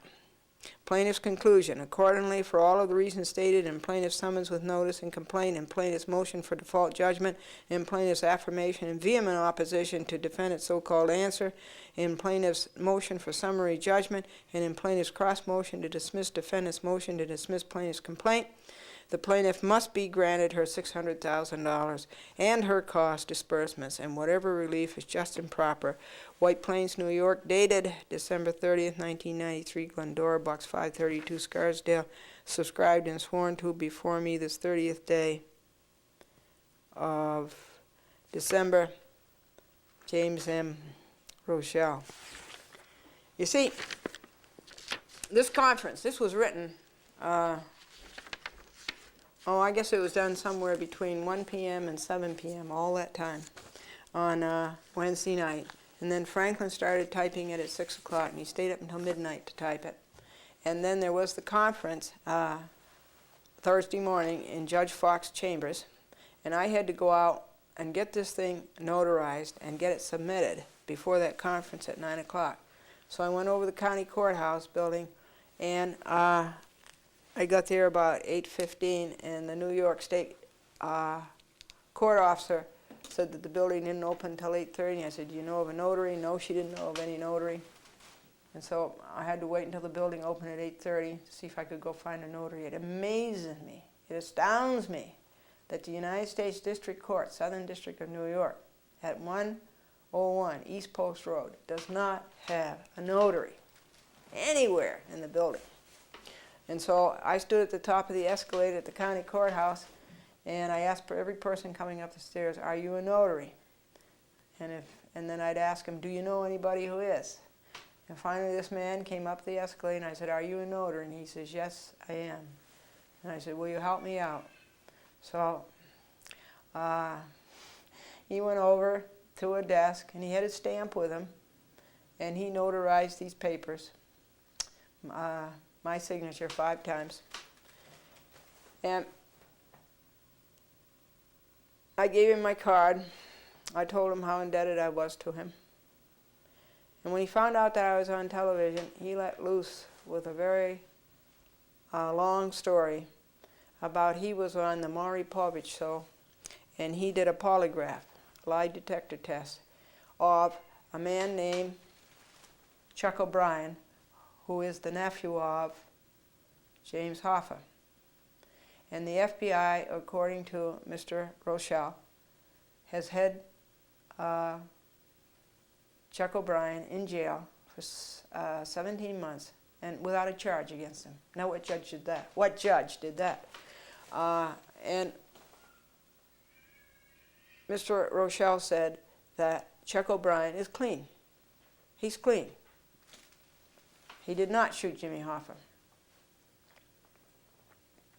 And he said that the FBI was obnoxious down there. They were so bad, he said, that Maury Povich expelled them. And consequently, this Chuck O'Brien has been released. He's been released. I think that's great. I wanted to talk to him a whole lot more, but I had, you know what I had to do. And I explained that to him.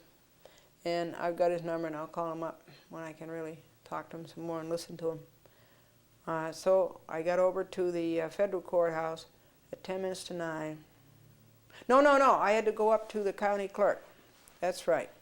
Oh yeah, then next Franklin's signature, affidavit of service, had to be notarized. And so that brought the time up to 10 minutes to 9, and just in time to get to the United States District Court and submit these papers. And just in time for the conference. And Carnegie was there. And he's a nice-looking young man. He's thin. I would say he's about 40. And he has black hair, very thin hair.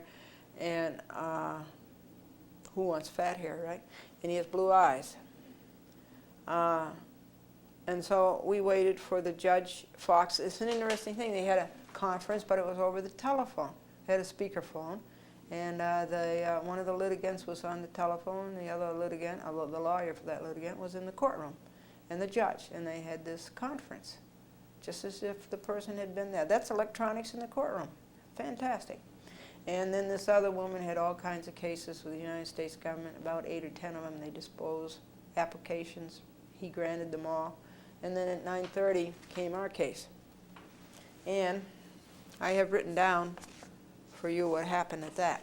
The fastest way to take care of this as to what Judge Fox, as I said, started at 9:30, and right away he said this is what was going to happen.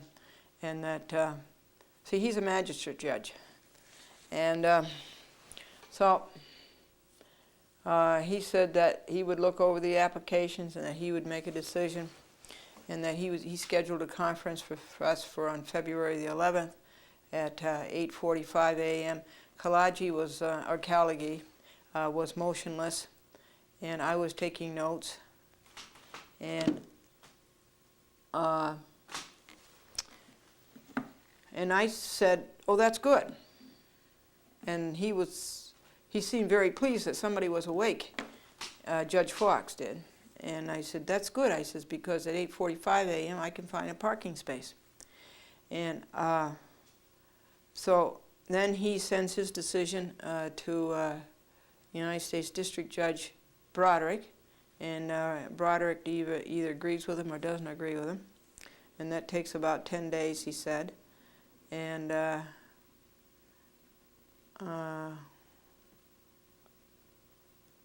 he said if there were any briefs or anything like that, that they have to be 2 pages at the most, and that rule was strictly adhered to. He told me that I was pro se and that he didn't talk to litigants. He wouldn't talk to a pro se. He talks to lawyers. So he said that if I had anything to say to him, just call a conference. And then it could be discussed at the conference. I handed in my cross motion, the thing that I'd worked so hard on, and under such pressure. I handed that in. He says, "Does counsel have a copy?" And I said, "Yes," because I gave a colleague a copy while we were sitting, waiting for the judge to come. And let's see, what else did he say? Mind when this summons with notice and complaint were filed, and so I told him right away that was on August 9th. He was pleased to have that information. And I asked him about all my other motions, not only this cross motion, but what about my motion for default judgment, and my motion for summary judgment, and my motion for $65? And I really didn't understand what his answer was to that. But it was a good session, and it was over at 9:48. And Callaghy got up and laughed. Oh, Callaghy asked one question. He says, "And if the decision is favorable to the defendants, do we have to come to the conference?" And Magistrate Judge Fox said no. Hadn't better be favorable to the defendants. And so I stayed and watched things. And then and all that was left in the courtroom were Drew, who was a clerk, deputy clerk, and the magistrate, Judge Fox. So I asked the judge, I said, "Did you hear what the judge said to the dentist?" He says, "No." And I said, "The judge said to the dentist, 'Do you swear to pull the tooth, the whole tooth, and nothing but the truth?'" And that made him laugh. And then I wished them both a Happy New Year, because after all, this was the day before New Year's Eve. I think that's the quickest way to do it. There's other things here that happen. This is this Form B that Kalagi copied for his motion for dismiss. You could do that, you could make out this form. All righty. And do you know why living in California is like eating granola? Well, after you get through the nuts and the fruits, you got plenty of flakes left. This is Glendora, Chat with Glendora, and Glendora versus Broder Gannett. What happened the last week of the year of 1993. Keep your courage flaming.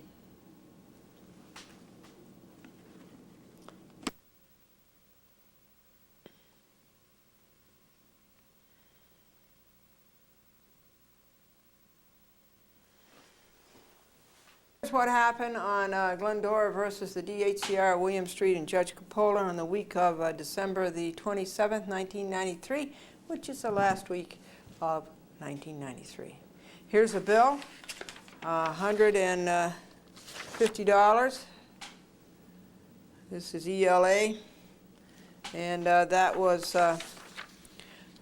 for bringing, well, first of all, the Scott Lord's videotapes were brought up to date. They're all done. All 24 chapters of them. And then the Gannett Broda videotapes are all done. All those programs are done, 56 chapters of those. And then the third series is this DHCR Cupola and William Street. Those are all done. There's 13 chapters of those. So that costs $150 on Tuesday and $110 on Monday.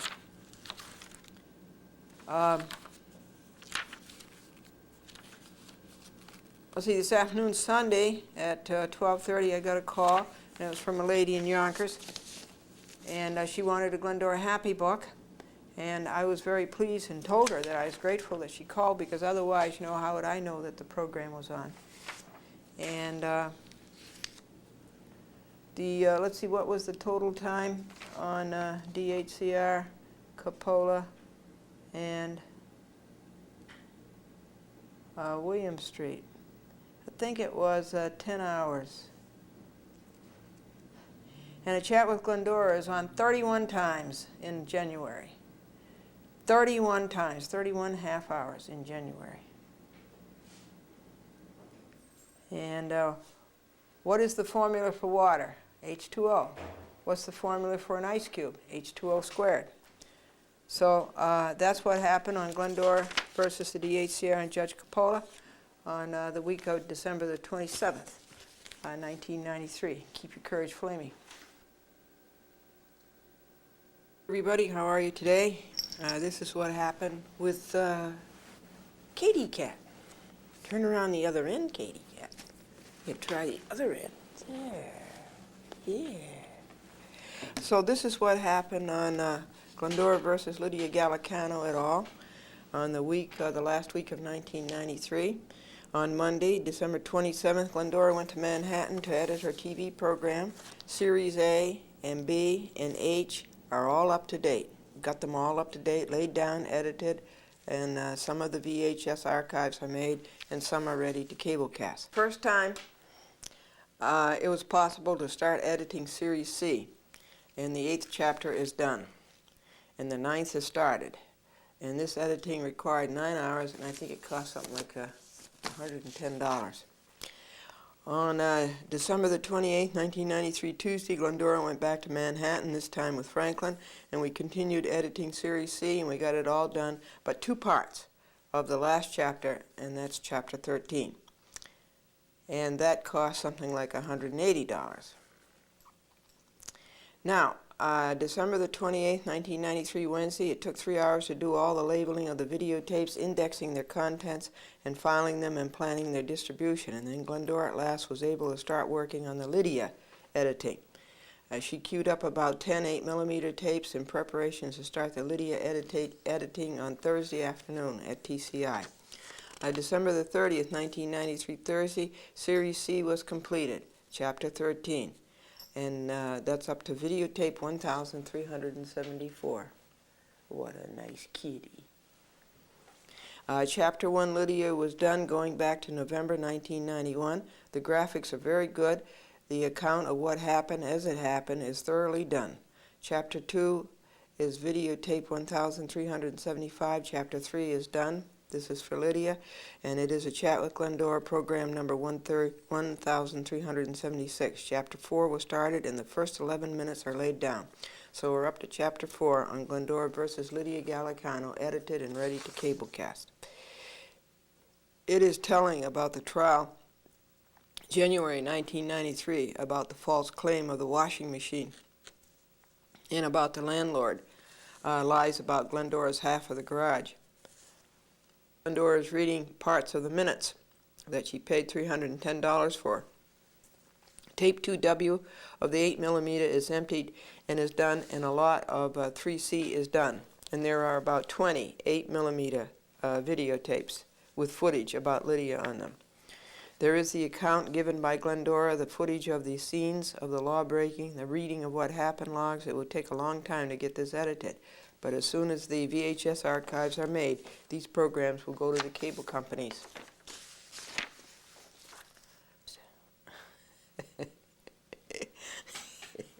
It's what's up front that counts, Edie.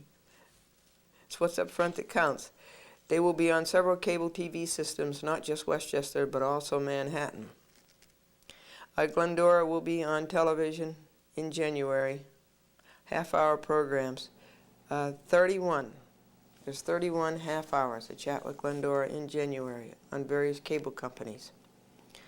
The appellate term did not get a respondent's brief from Gallicano-Ornberger.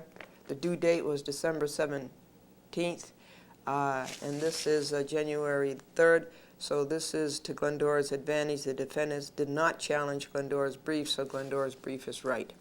The appellate division did not get a respondent's brief from Gallicano-Ornberger. The time has expired. This is for the Ruskin illegal rent. Glendora will tell the appellate division she does not want them to accept any respondent's brief late. This is to the advantage of Glendora. It's time to make a decision. Is it worth the trip to go to Manhattan? Is it worth about $500 to edit the rest of the Lydia programs and have it done in 10 days? Or just to edit Lydia programs once a week and have it done in about 1.5 months? Where are you going, Kate? The time on Lydia so far this week is 7 hours, and here comes 1994, January 1st, 1994, Saturday, New Year's Day. This log is now up to date.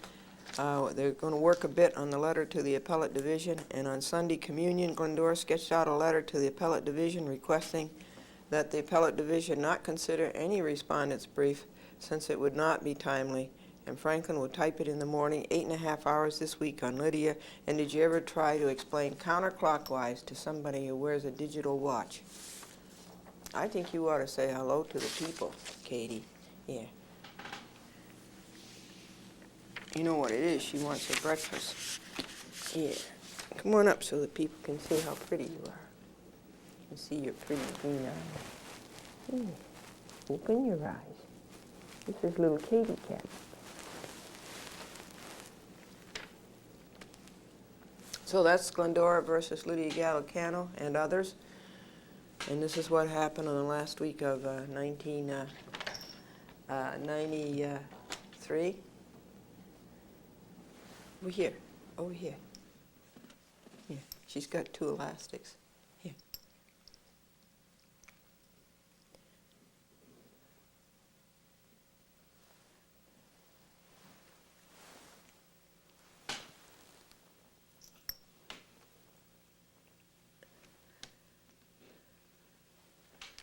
She's hard to program.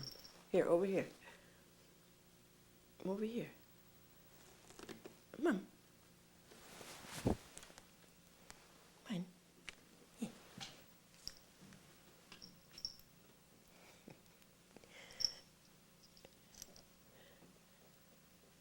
What a pretty kitty.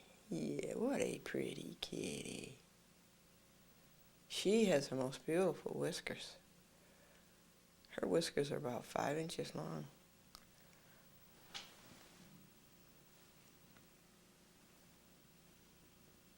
But she's her own cat. She's not going to do it if she doesn't feel like it, right?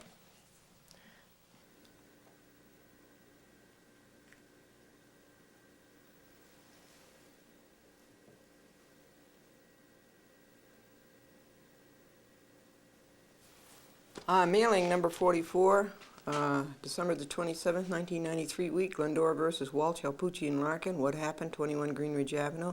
On Monday, the affidavit in opposition to Bendage affidavit will be notarized and served, and the affidavit of service filed. Printing yesterday on wall cost $10, and the postage cost $2. The videotape update is done. Glendora goes to Manhattan to edit today, hoping to lay this down on 3/4-inch video cassette 12, and it's 12 degrees. Ooh. The puddle in the hall at the top of the cellar stairs, that's dangerous. Glendora told Porzio, we need a real cellar door with a closer for people who are too stupid to close the door when it is 12 degrees. This is a cellar door, and leave it open, wide open, all night long. The dryer was not working Sunday at 6 a.m., but it was working Sunday afternoon. Why do so many people not vote? Harold says it's because under the Republicans you can't earn your keep, and under the Democrats you can't keep what you earn. The time on wall today is 2.5 hours. Glendora was in Manhattan, 11 a.m. to 6 p.m., editing A Chat with Glendora for television. All the wall editing is done. Every wall piece is laid down on videotape, is edited, and is ready to cablecast. except I think some of them don't have any VHS archives, and they can't go out until they have a VHS archive. That's the backup. So there are 37 half-hour chapters on wall. 37 half-hour chapters on wall. Series A, The Bankrupt, is done. Series B, The Newspaper, is done. Series C, Glendora, started Monday and finished Thursday. And that is 13 chapters. And Series B is 55 chapters, and they're all half hours. And Series D, Glendora, started Thursday, and it is up to Chapter 4 already. What a relief it is to have these wall programs done so that there's time to work on something else. Officer Fisher called Glendora today. Glendora told him how Nella saw Franklin close the cellar door while Nella was laundering, and that Nella went away and left it open, wide open, all night. Tuesday, Glendora was back in Manhattan and almost finished Series C. I think that Tuesday it costs, Monday it costs $150 to edit, and Tuesday I think it was about $150. Franklin got the police reports. Connolly's report is good. Keith Martin, I think, got the wrong idea. At 3:50 p.m., James Walsh and Roberta Walsh were harassing Glendora as Glendora stood on the curb in front of the building waiting for Franklin to pick her up and go edit at TCI. That's what the report was about. And I'll read you what Keith said. There was no profanity, and the report was that the decorated globe from the light outside Glendora's storage bin was stolen again. They're getting around, so they steal the same things twice, like the doormat. Okay, they stole the doormat twice, 2 different doormats. I'm going to get a 3rd doormat and see how long it can go before they steal that. The report was for one, a harassment on Thursday, and the next day, Christmas Eve, a theft. That's what the report was. But Keith, this is what Keith writes. A complaint of people yelling and using profanity at 21 Greenridge Avenue was received.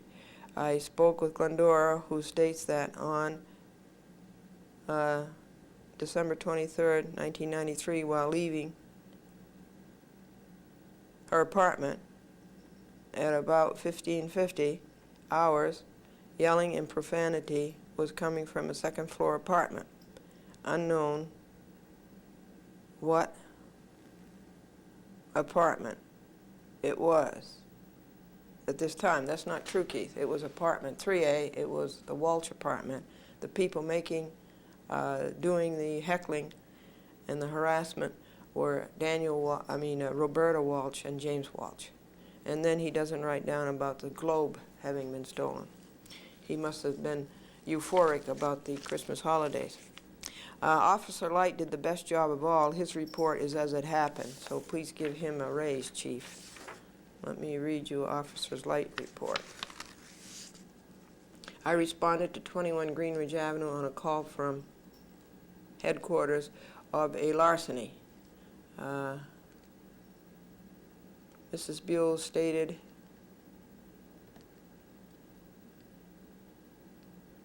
soda was put on her front door last Tuesday, and the doormat was stolen overnight. Its value is $5, and small wet balls of tissue were stuck to her door just before the time of the report. Now I'll read you Officer Connolly's report.